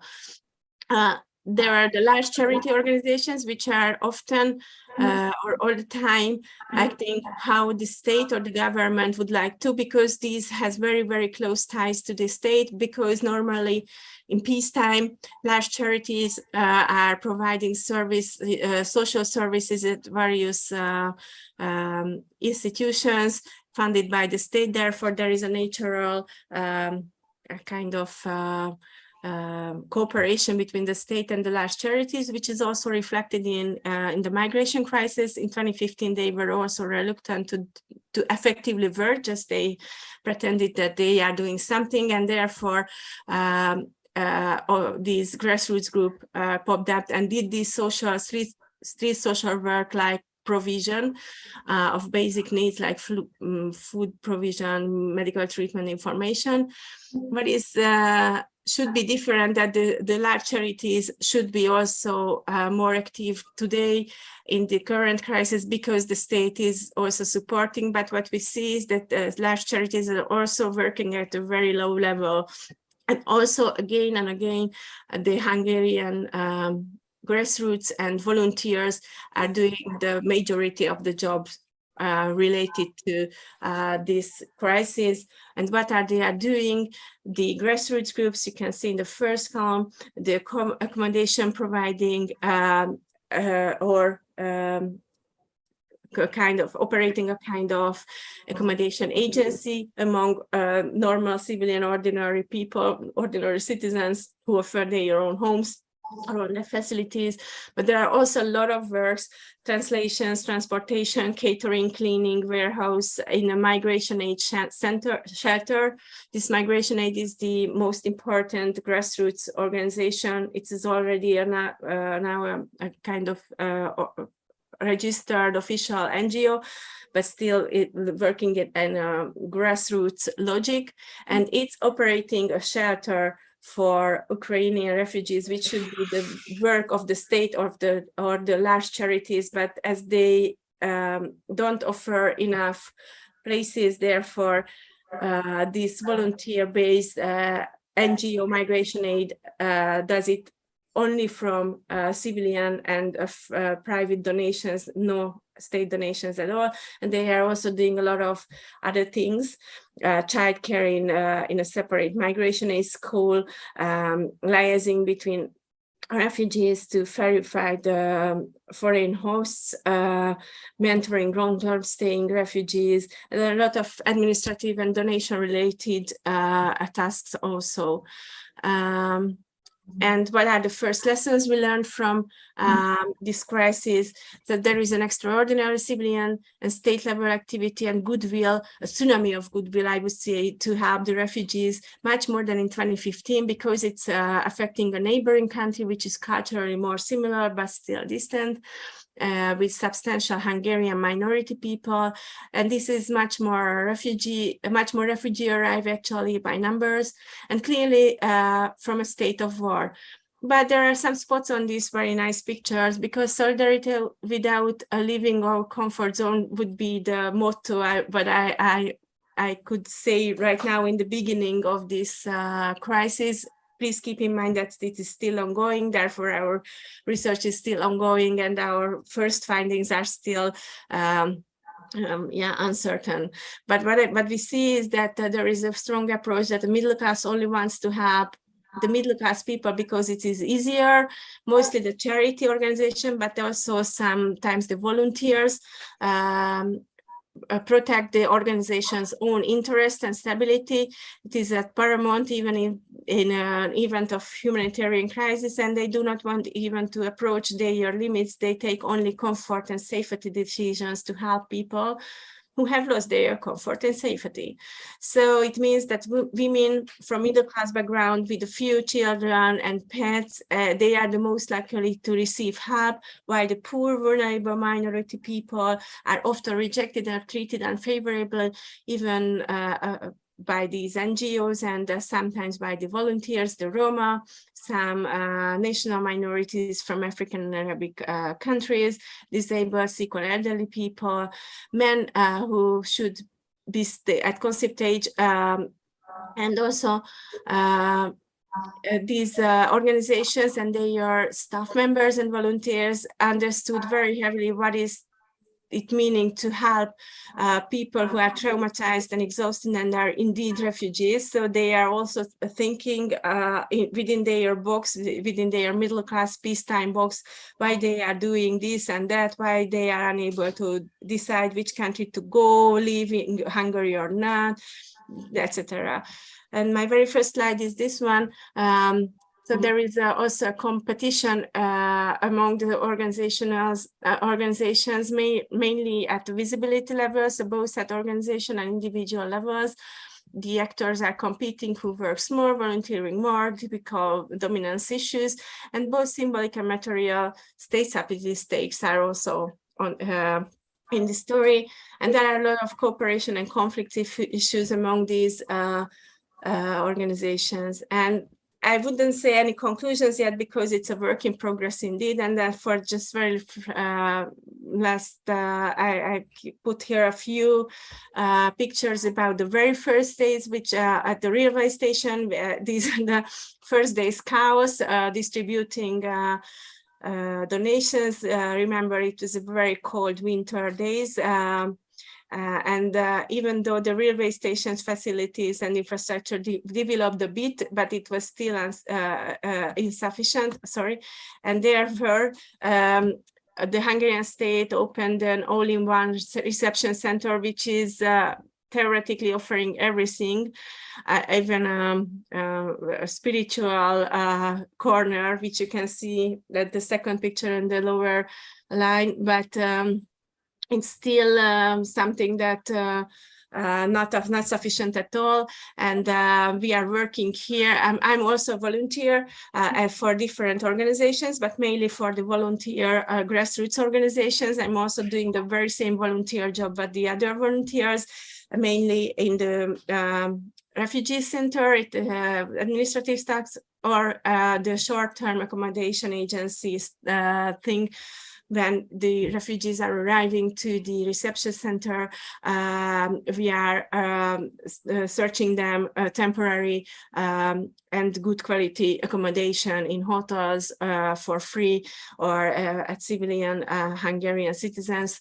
And this is what we are doing. And this is actually really in a nutshell, sorry to say in a nutshell, how this Hungarian refugee crisis looks like in Hungary now. Okay, thank you, Aniko, for this very good presentation of the attitude of Hungarians toward migrations and different kind of migration, refugees, and so on. Thank you so much. And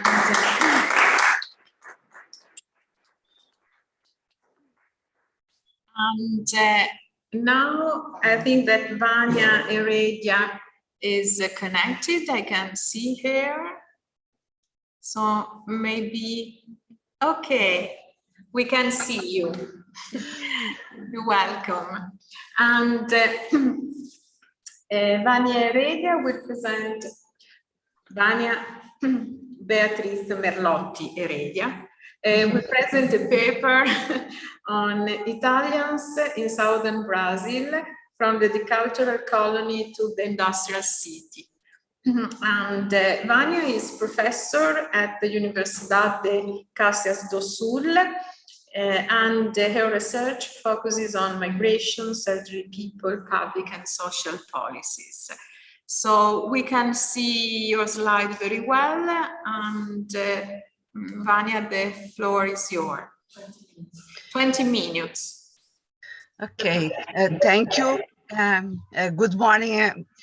I am grateful for the opportunity to participate in this event and present part of the studies that I have carried out at my university. I would like to thank the scientific committee and especially Francesca Fauri for being able to participate in this event. The objective of this study, Italians and in South Brazil, from the agriculture colony to the industrial city, is to analyze the initial forms of occupation of the territory of the Italian zone in South Brazil. 19th century, the imperial government promoted a colonization and immigration program in Brazil, whose purpose was to occupy public lands.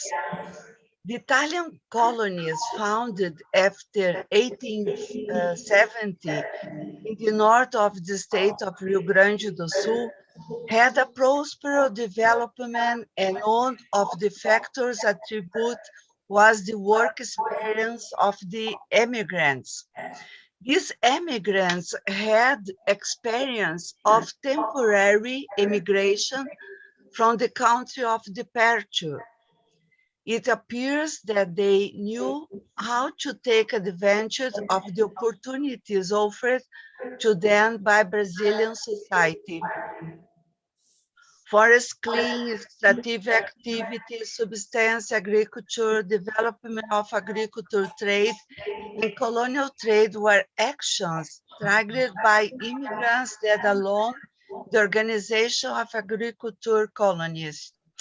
The immigrants' baggage allowed them to develop many manual activities, become the embryo of a small industry. The insertion of the immigrant economy in the market is proof of the economic development of these colonies. The present study is some premise about the role of the immigrant in the agricultural colonial, the use of handcrafts, and the industrialization process. Discuss how the transfer of the technology took place in some productive areas. The premises are three. First, in accordance with the Brazilian government colonization policy, preference for immigrants who had experience as peasants. The origin of immigrants and link with local production establish relationships with specific technology transfers. Second, many of the immigrants had experience in temporary immigration and from the areas of origin. They carried different technology that made a difference in the production of equipment, tools, instruments, utensils in the rural community they settled. Third, the artisanal activities developing in the Italian colony and the demand of the occupation of the territory promote the specialization of agriculture production. The diversity of these activities was one of the embryos of the region industry. The analysis takes as reference of colony of Caxias, seat of the Italian colonization in the state of Rio Grande do Sul, because it has become a model of the other colonies. The present study is divided into two parts. The first deals with the context of Italian immigration in south of Brazil. The second, with the transfer of specialized technology of these immigrants in the economy formation in the colonial center in the south Brazil. I put this map for localizate in Brazil, where is the seat of the Italian colonization, the seat of Italian colonization.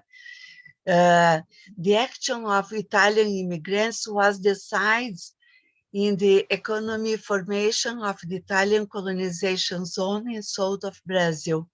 Many of them said farmers, since the occupation policy privileged immigrants who could found agricultural colony nuclei in order to develop polyculture. One of the premises postulates that for access to land, there was a predominance of peasants. However, among them, there was the presence of a strong artisanal work originating from traditions maintained by generations that become crafts in the areas of immigration. This map is located in south of Brazil, where is the Italian immigrants went. The context of the Italian immigration and immigration south of Brazil. The Brazilian colonization policy began with the arrival of the Portuguese royal family to Brazil in 1880, when this process assumed an innovative character, since the colonization proposed was to renew the existing structures with European labor. The colonization proposal also intended to create economic, political, and social conditions based on the new mentality that would allow the country to overcome all obstacles arising from its initial formation, supported by large states, monoculture, and slavery.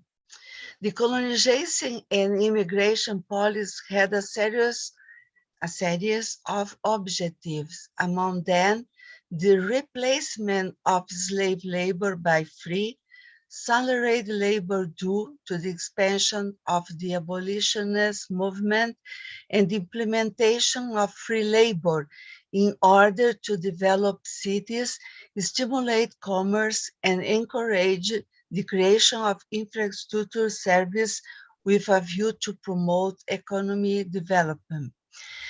The foundation of agriculture centers was an important objective for the supply of the internal market that was constituted as the country grows.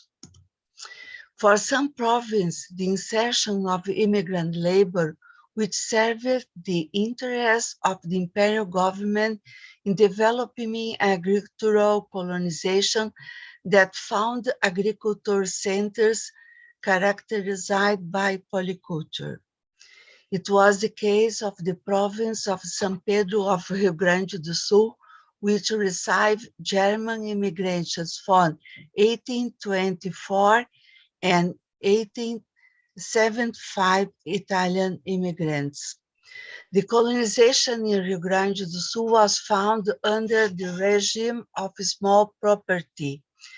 The possibility of transforming in small owners and being the builders of colonial nucleus was a condition that did not exist in the land of the origin.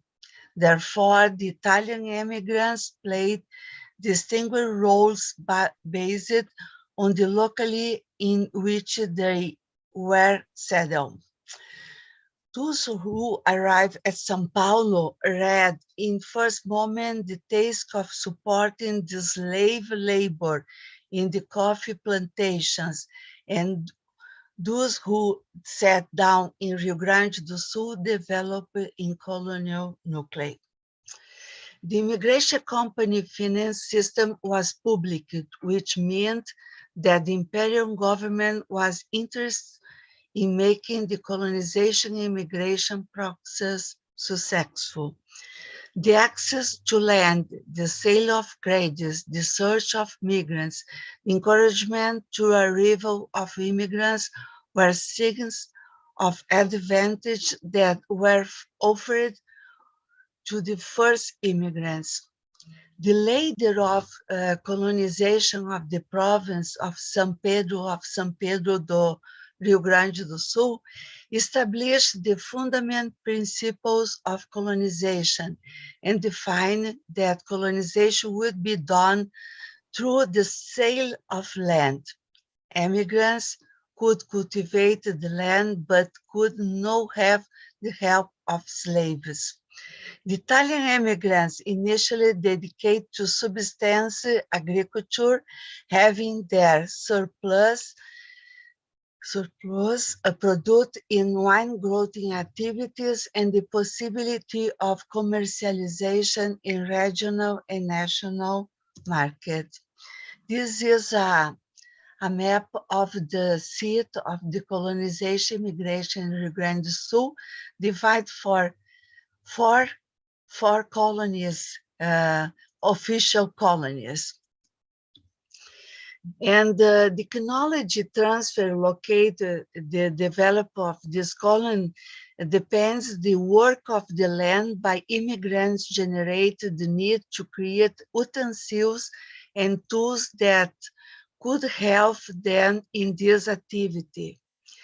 Defloration means having equipment available that could facilitate the performance of these activities, such as axes, hoes, knives, shovels. They began, therefore, to produce some tools that facilitate by the accomplishment of several domestic tasks. The production was done in an artisanal way, and later they started to do it in series to be able to help other immigrants. This is a photograph of the colony of Caxias, and these immigrants seem Far West colony, but no, it's the artisanal vocation of the Italian immigrants was present as demonstrated by the emergence of factories and workshops specialized in the production of wine, woodworking, the conservation of certain foods, and development of foundry. The main artisanal and industrial activities were directed towards the food, beverage, wood, and metallurgy industry. There is a record of craft activities such as tailoring, showmaking, woodworking, saddlery. I put this table by the establishment in 1892 that to shows the diversity of the activities that Italian immigrants do. Sawmills, steel mills, riding mills, tanneries, breweries, liquors, gasosa is beverage, hats, and insecticides power if the industry of wine, soap, blacksmiths. It's a diversity activities, artisanal activities. The fact that the settled manufacturing the necessary produce of agriculture production initially create a market that was expanding through the colonial zone, mainly because they were handcrafted products necessary for the development of agriculture activities. Hoes, piquets, harness, saws, riding gears reflect the type of the artisanal work geared toward the agriculture production. These activities took on new forms as the expanded production of the regional market, improving at the manufacturing levels. Crafts had developed with the end of improving the production necessary to meet the needs of the colony. This was restricted to the extent that the economy of the colony was inserted in the market economy. The colony developed ample commerce in the region through the sale not only of these not only of its productive surplus, but of a commercial agriculture that allowed the colonies an increase in the capacity of external acquisition in the forms of monetary means. The process of industrialization in this area did not emerge only as a process of import substitution. The first sectors to develop were the food industry, mills and canters, and the extractive industry wood. Based on the need to improve agriculture production, they produced manufactured articles that supplied the local market, the regional market, and later the national market. It's observed that as the local market grew, there was an increase in establishment dedicated to the processing of agricultural raw materials such as grapes, wine, lard, oats, beans. It can be said the agribusiness expanded vertically through either production or consumption. However, there was a tendency to canalize the colonial economy to just one product, the space maintaining the polyculture system. The wine industry was for many years, for 50 years, the main industrial activity in the colonial zone. With the emergence of wine cooperatives, wine production was able to face the regional market and solidify the national market. Despite the difficulties faced by the distribution, circulation, transport of the product and its commercialization in a generalized way in the center of the country due to the falsification of the product, wine has always occupied a prominent position in the economy of Caxias do Sul and Rio Grande do Sul. This is acknowledge that the Italian have a great specialist in this zone.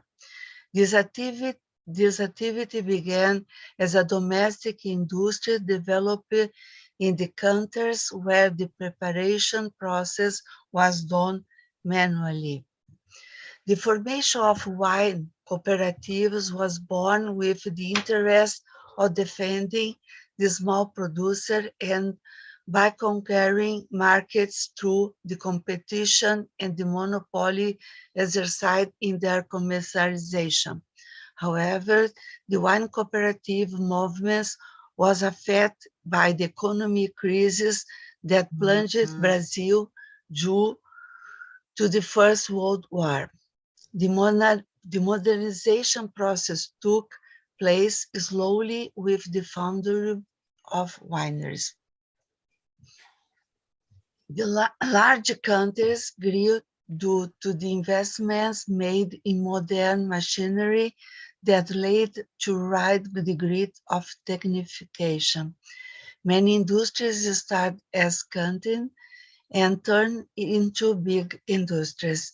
It can be enumerated a series of examples of the wine industry that started with small countries and gradually turned into manufacturing companies, showing the subordination of peasant labor to capital.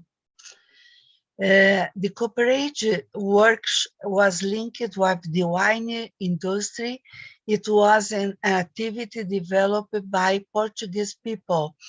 And we have many cooperation in this place because it's the city recognized by the industry of wine. Other industry was the wood. This picture is began this activity in this zone. The extractive manufacturing industries both played a prominent role in the economic production of the state. The extraction of wood was one of the first activities of these immigrants. Pine and other woods were used for building materials, for furniture, for railway sleepers, for boxes, barrels, carts, etc. And this extractive industry had always a great demand supplied by the abundance of available raw materials, facing problems in the 1970, when deforestation began to be frequent without intervention and planning on the part of the state. Other activities is the milling industry. Milling industry have a report with Italian, a great report. The milling industry had excellent impact on the regional market, being one of the nationally recognized agricultural processing industries. Some immigrants keep the same activities they had in Italy. This is the case of the Italian immigrant Aristides Germani, one of the founders of the wood mills, who invested with technical technology, importing seeds and dedication to the branch, transforming it into a great industrial enterprise. And other activities that have a connection of the north of Italy is the textile sector. The textile sector has present economy performance since the beginning of Italian colonization in this region. In the textile area, there is the experience of Italian immigrants from Schio, Vicenza, the province of Vicenza, who, after a strike in the great Italian wood factory Lanerossi, emigrated to colony of Caxias and found a textile cooperative. The name cooperative is Textil Novità et Evry. This is in 1896, which worked with family labor, handlooms, and technology brought from the community of the origin. This experience is evident of the transfer of technology from one place to another, where technology is maintained and subsequently innovated as a form of economic production. And the other important red light is the metallurgical industry, which began with body shops, and in less than 30 years of beginning of colonization emerged as economy landmark of the city and the region. The foundry and the metal industry began with the workshops of Amadeo Rossi. This is immigrant of the north of Italy, near of Schio, Montemagre, in Vicenza, that manufacture articles of assembly steel boilers. The continuity of this activity is carried out other immigrant Italian, Abramo Eberle, in 1896, who transforms the small body shop into an industrial complex characterized by the diversity of productions. At the beginning of this economy activity, 5? No, 1 minute left because. Okay. Abramo Eberle disagree to company's ability to combine the body shop's activities with commerce and allow this great industry to enter the national market. And this is a photos of this workshop and also the industry that Abramo Eberle is developed. And today, this is a great industry of this region of the the country. And to some considerations, these activities that is developed in this region, in colony of Caxias, absorb the conditions favorable to economic development and transform itself from a simple colonial nucleus into on the industrial zones of the state of Rio Grande do Sul. The elements that favor the emergence of several industrial sectors were the conditions offered by the Brazilian government in the occupation of lands, the regime of small property, the role of colonial agriculture, the commerce and the commercial house, and essentially the available of the workforce that in colonial zone was abundant, semi-specialized, and brought an artisanal experience. And for finalizar, the artisanal and manufacturing tradition of the settlers therefore contribute to the specialization of labor in the new factories. The artisanal vocation of the Italian immigrants was present and demonstrated by the emergence of workshops and factories that specialize in the production of wine, the woodworking, the conservation of some foods, and the development of foundry. And I can do the test for complement this presentation because I have many other things to do, to speak. Thank you, Patricia. And in this zone, I have a speaker, a professor. This zone is a miracle of the mountain because this miracle is attributed for this immigration labor. Thank you. Thank you.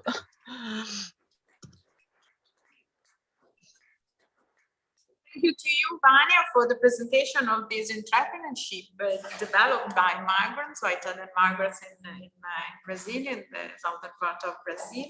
So there are 10 minutes for questions. Is there any questions for Vania and for Enrico? Please, you have to come here because they cannot hear you otherwise.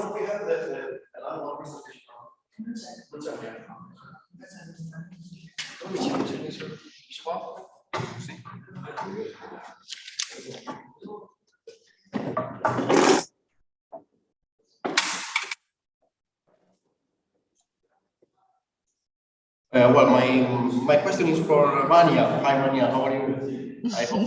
I hope you're feeling better these days. And I found very interesting your presentation. And yesterday I tried to present something that was a little bit linked to your presentation for the historic moment for what I said about the 18th century in Rio de la Plata region. And I was wondering, I was thinking while I was listening to you that as far as I know, during the pre-Unitarian era in Italy, Brazil was maybe the first destination where the exiled Republican militants were sent from Italy, especially from the Stato Pontificio. And for example, Garibaldi arrived first in Rio de Janeiro and then moved to the Rio Grande do Sul before passing through Montevideo. And I was wondering if you know of, if in the Brazilian history, there's a, I mean, if it's known, if it's an issue, it's an important issue, the presence of exiled Republicans in those regions of the Sul, if is remembered, I don't know if in the Farroupilha revolution or other situation. I was wondering if you know, in those colonies that Italian colonies that you talked about, if there was a sort of political identity at those times linked to the Italian political situation. I mean, if there were cleavage between, I don't know, monarchies or republicanism, if in those colonies, in those Italian colonies you talked about, we could see, or we could find, I mean, something that could reflect the fragmentation that was living Italy in those times. If you found something about this issue during your studies, this is my question. Thank you. We collect some questions, and then if there are any other questions, please. Bye.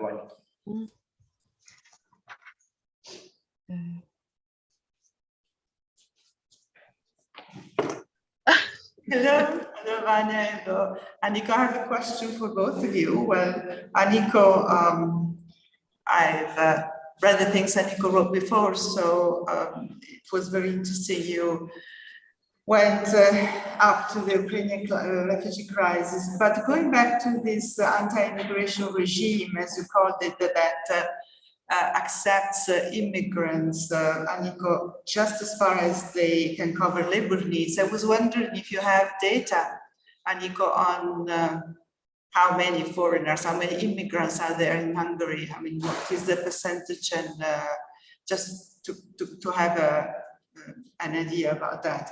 And to Vanya, I don't know, Vanya, if you know, but we have one of the most famous experts in cooperatives here, Patrizia Battilani.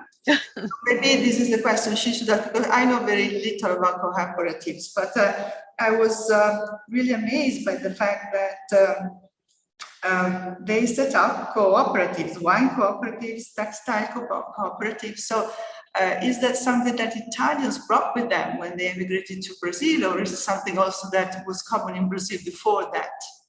That is my, maybe what Patrizia would like to add something on that, because she is the one. Thank you. Any other questions? No? So Vanya and Nika, please, you can answer.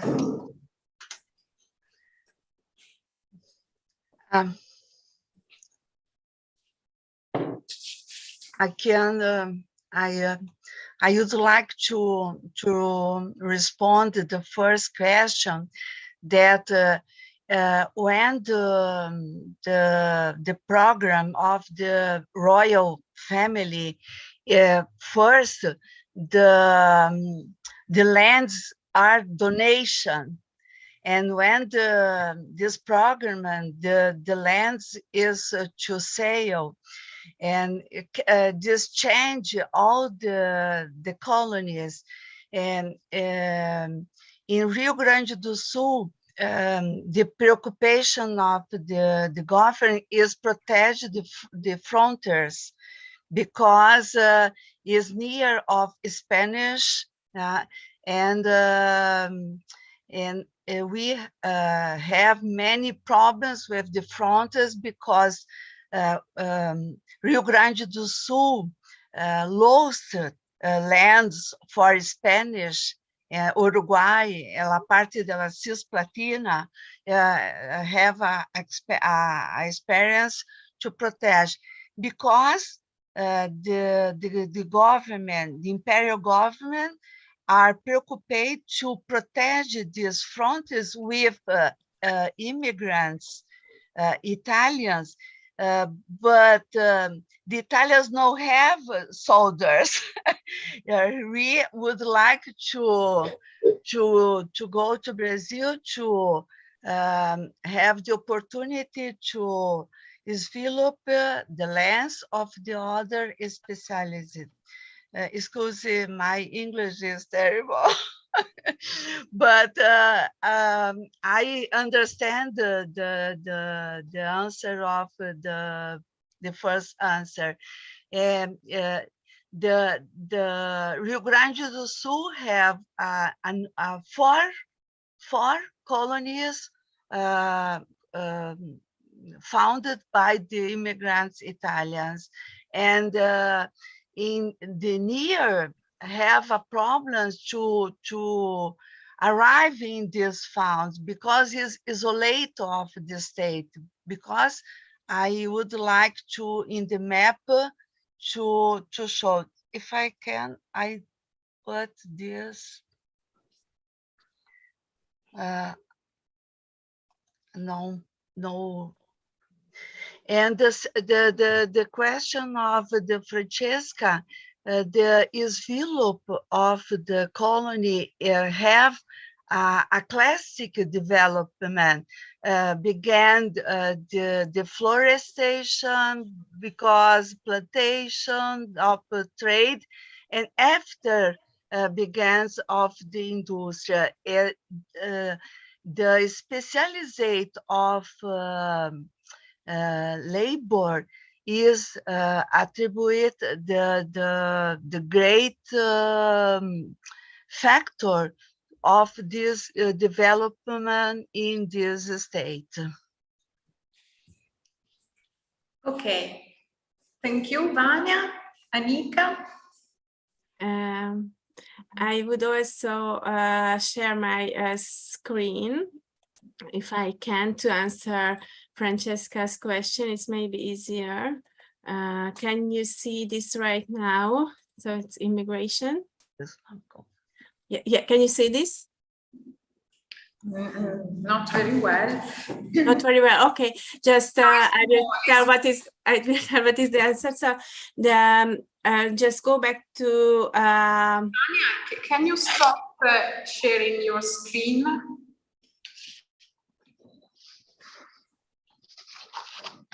Okay, now we can see Anika. Okay, so go back to before the pandemic and the Ukrainian refugee crisis to see the last, I would say peace year, 2019. At that time, 6% of the Hungarian population were foreigners, foreign-born, which is 600,000 people, and it is about relatively low compared to other European countries, but it is especially low if we consider that most of these foreign-born people who moved to Hungary are Hungarians from neighboring countries, and their share is rapidly shrinking because more and more of them get Hungarian citizenship, but still they will appear in these foreign-born population statistics, but in other migration-related statistics, they look like Hungarians. But long story short, Hungarian, the foreign-born population or migrant population in Hungary is very low. Actually, it's about 2% of the population if we see the citizenship, because as I said, many of these foreign-born people are already Hungarian citizens because they are Hungarians who were born in neighboring countries. And if we see the statistics of from which countries are they from, these foreign-born people, we can see Romania as the leader, but also Ukraine and Serbia. These are typically those countries where the Hungarian minorities live, who moved to Hungary, and who many of them either moving to Hungary or staying in their country of birth, receiving Hungarian citizenship, or received many and traditional third country national migrants are really, their number and share are really very low, and primarily Chinese, Vietnamese, Ukrainian, and Turkish people are among them. So this is my short answer to this question. Nico, I see that Maria Soledad Balsas is connected, and so good morning. Good morning, Goni Maria. And so we can go to the last presentation of this morning. Maria Soledad will present a paper on the mafia in the Italian ethnic press in Argentina. Maria Soledad Balsas is a researcher at the Consejo Nacional de Investigaciones Científicas y Técnicas, CONICET, and she works also at the Department of Law and Political Sciences of la Universidad Nacional de La Matanza. Maria, the floor is yours. 20 minutes for your presentation. Thank you. I have a slide to present. Yes. Just a minute.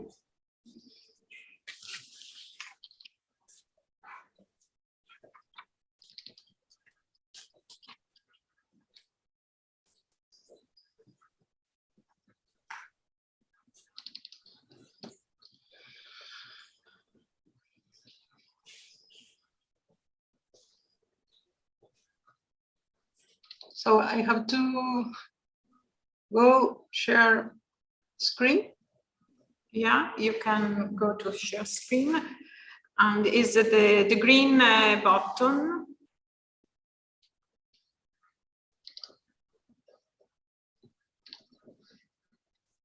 It's, let's see. And the lower part of the screen. We cannot see your screen. I don't know if. Just a minute. It's a bit. So. Good. Can you see? Not yet, but it is on the way. Okay. Okay, now we can see perfectly. Thank you, Maria. Can you see the first slide? Yes. Ah, okay. Well, good morning. Before starting my presentation, I would like to thank Paolo Galassi for inviting me to join this project, and Francesca and Donatella for the organization of this conference. Today, I'm going to deal with mafia issues in the Italian ethnic press in Argentina. To start with, it could be argued that, generally speaking, Italian migrations in Argentina are evaluated in terms of their economic, demographic, and even cultural contribution to the local society. The transfer of capital, of people, and of knowledge is often seen in positive terms, especially after the defeat of the political and trade union culture that migrants frequently brought with them. However, the most critical aspects related to the Italian presence, such as the mafia, in Argentina have been traditionally neglected. For sure, it is not easy to produce scientific knowledge on Italian mafias, but from Argentina, it represents a challenging endeavor due to the relative lack of previous research work on the subject, as well as of reliable information resources. I assume that discourses on mafia that the press historically put into social circulation constitute a feasible way of accessing the subject. I'm keen on how the Italian ethnic press in Argentina presented the most famous mafia crime in the country up to the present. I chose 3 Argentina-based newspapers in Italian language with different political orientations: L'Italia del Popolo, La Nuova Patria, e Il Mattino d'Italia.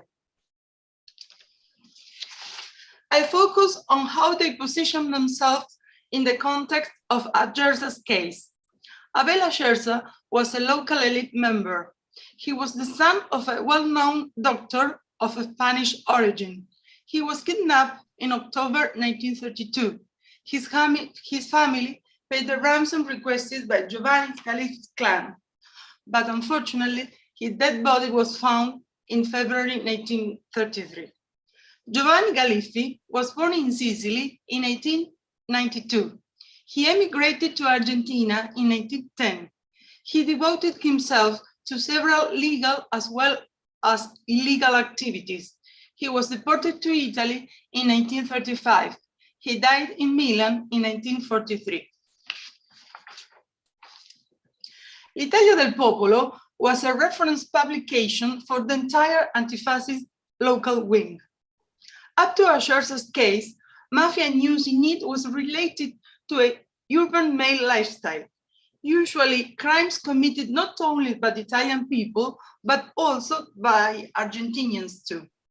The Asher's case brought about at least 3 important innovations in this portrayal of mafia: the rural setting, the involvement of both men and women of Italian origin, and the fact that the victim was no longer an anonymous citizen.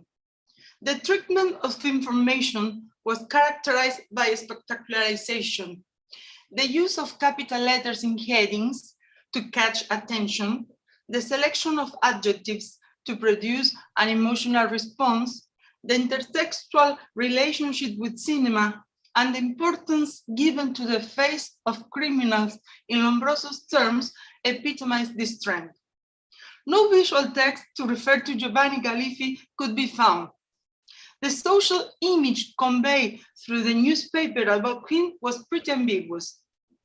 He was presented as a landowner, a gentleman, and even a self-made man, but also as a producer of fake information in order to get citizenship card. All in all, the ideological positioning of the newspaper was ambivalent, varied from the defense of an imagined Italian reader that belonged to the popular classes against the xenophobic wave to the solidarity with Argentine readership. Then, what did La Nuova Patria, the leading and long-lasting newspaper in Argentina, understand by mafia? Mafia unfolded itself as a class expression rather than an ethnic one. To this end, a net distinction between a military mafia and a more sophisticated one related to political, economic, and cultural leadership was made. The editor assumed the monolithic defense of a model reader on whom a common national origin is projected, with the exception of the use of the term mafia to attack the political opponent, the fascism. A native speaker explained facts and characters, performing a pedagogical role to counteract the perceived lack of expertise of local journalists. In tune with this strategy, discourse legitimization in an erudite and rational fashion was recognizable. Although a wrong association between the version of Calabrian mafia and banditry, for instance, could be found too. The social image of mafioso turned out to be ambiguous. The positive aspects, such as generosity, bravery, justice, that mafia would imply, were counterbalanced by negative aspects such as brutality, lack of scruples, impulsiveness, and arrogance. Finally, an ironic and controversial style was employed to deny the link between the kidnapping and Italianness, and to make evident police ineffectiveness. Il Mattino d'Italia was founded by fascist regime due to the difficulties experienced so as to convert the main newspaper in Argentina in Italian language. Surprisingly, the very existence of mafia in Argentina was not explicitly denied. Unlike what could be expected, the presumed Italian community interests were not blindly defended. Instead, the relationship between mafia and Italianness was hidden through the omission of mafioso's first name or their translation into Spanish. For example, Juan Galiffi instead of Giovanni Galiffi, and the lack of reference to the nationality of criminals. The defense of Galiffi's constitutional rights didn't work in terms of ethnic solidarity. To conclude, we could say that neither the importance allotted to Asher's case nor the information treatment of it in the ethnic press were homogeneous. On this basis, it could be argued that the Italian ethnic press in Argentina failed to configure a coherent and articulated anti-mafia discourse. Thirdly, the way in which the Italian ethnic press in Argentina positioned itself toward a shared case was not exclusively grounded on an imagined common origin. It proved to be highly dependent on the political orientation of the newspaper. Last but not least, to different extents, the very existence of mafia in Argentina was acknowledged. Thank you very much.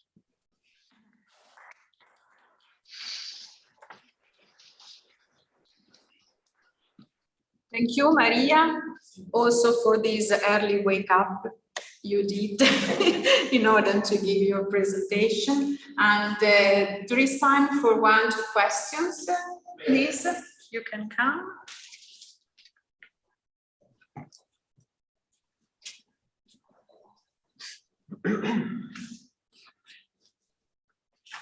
Hola María, ¿cómo estás? Hello. Hola. Well, my question is, of course, for Maria. And Maria, I saw that you worked with 3 Italian newspapers. I read them in the Hemeroteca of Buenos Aires when I worked for my thesis for my PhD. I worked with La Patria degli Italiani and l'Italia al Plata. And I think it's very interesting the story of Il Mattino d'Italia, about its foundation and the way in that the fascist party stopped or tried to stop the La Patria degli Italiani to push Il Mattino d'Italia in Argentina during the 20s and 30s in Buenos Aires. And my question concerns the things that you said linked to the criminal anthropology of Cesare Lombroso, because you made a reference to him, to his theories, and I would like to ask if you looked or you searched also in the publication that we can find in Buenos Aires in those times about the anthropologists, the criminal anthropologists, the publication that spread in Buenos Aires from the early 20th century. I mean, the one directed by José Ingenieros, or the one directed by Pietro Gori, and if maybe is it possible to find there in this publication maybe some kind of I don't know if polemica, well, some kind of debate between the journalists of those Italian publications that you analyzed, and maybe the one who wrote on those maybe legal or criminal publication at those times. And I would like to know if how may continue your research, your work in this direction, if you're going to or you think to pass from those times to more recent times during the 20th century. I don't know if what you thought about maybe arrive, I don't know, to our days, but see how this can continue during the 20th century in the Italian press, or in the press more generally the Argentinian press, or some link between Argentinian press and Italian press for the mafia history during the times of the post Second War. Well, I hope I have been clear. I hope. Thank you very much for your question. May I answer, or I have to wait for other questions? Other questions? No, you can answer. Okay. Well, thank you for the questions.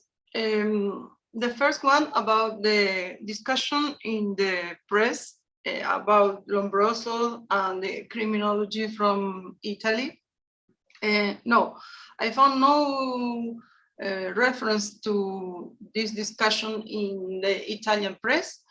I have to say that Lombroso's ideology or Lombroso's theory in Argentina, by the time that Ayerza's case took place, was a bit out of fashion.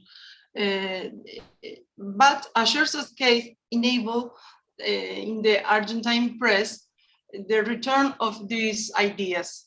So the ethnic press took these ideas too. The interesting thing is that something that had been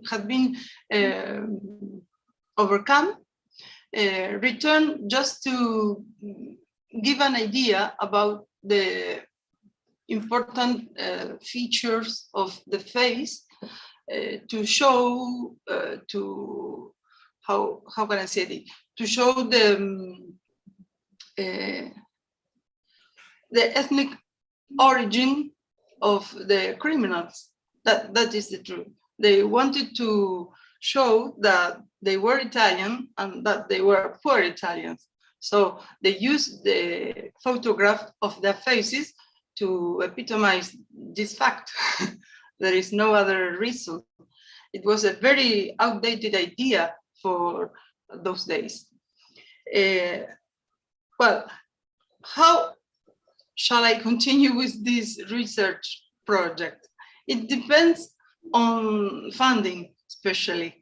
It is, as I said, it is pretty difficult to face this time of research in Argentina. I try to do my best to go ahead with this line. My aim is to draw a timeline to explain the evolution of mafia groups in Argentina, but I am not a single person, and I have to be I am dependent on the context, and it is not a very easy context to produce research on this. I would like to work on present day. I have also produced a paper on Clarin's portrayal of mafia. I would like to do research on other newspapers in Argentina, such as La Nación and Página 12, but funding is required in order to do so. And for sure, other people who could be interested in this topic. Okay, thank you, Maria. Thank you. With Maria, we close the session, and I can leave the floor to Francesca to close the conference. Thank you to everybody, to all the speakers for the presentation, and to participants for their questions.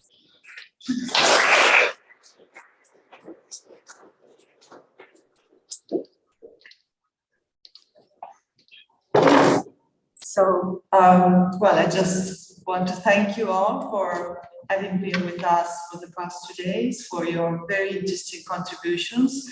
A particular thank to Lorenza and Arturo especially, which was not supposed to be presented, but he gave a very important answer to Mark's question. And I hope there'll be other occasions to collaborate, and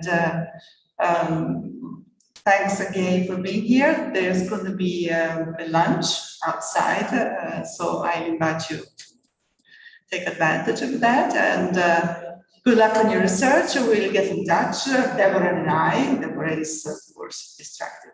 Deborah and I will get in touch with you. It's Paolo's fault, as usual, to let you know about our future steps with the papers and everything. So thank you again. Thank you very much.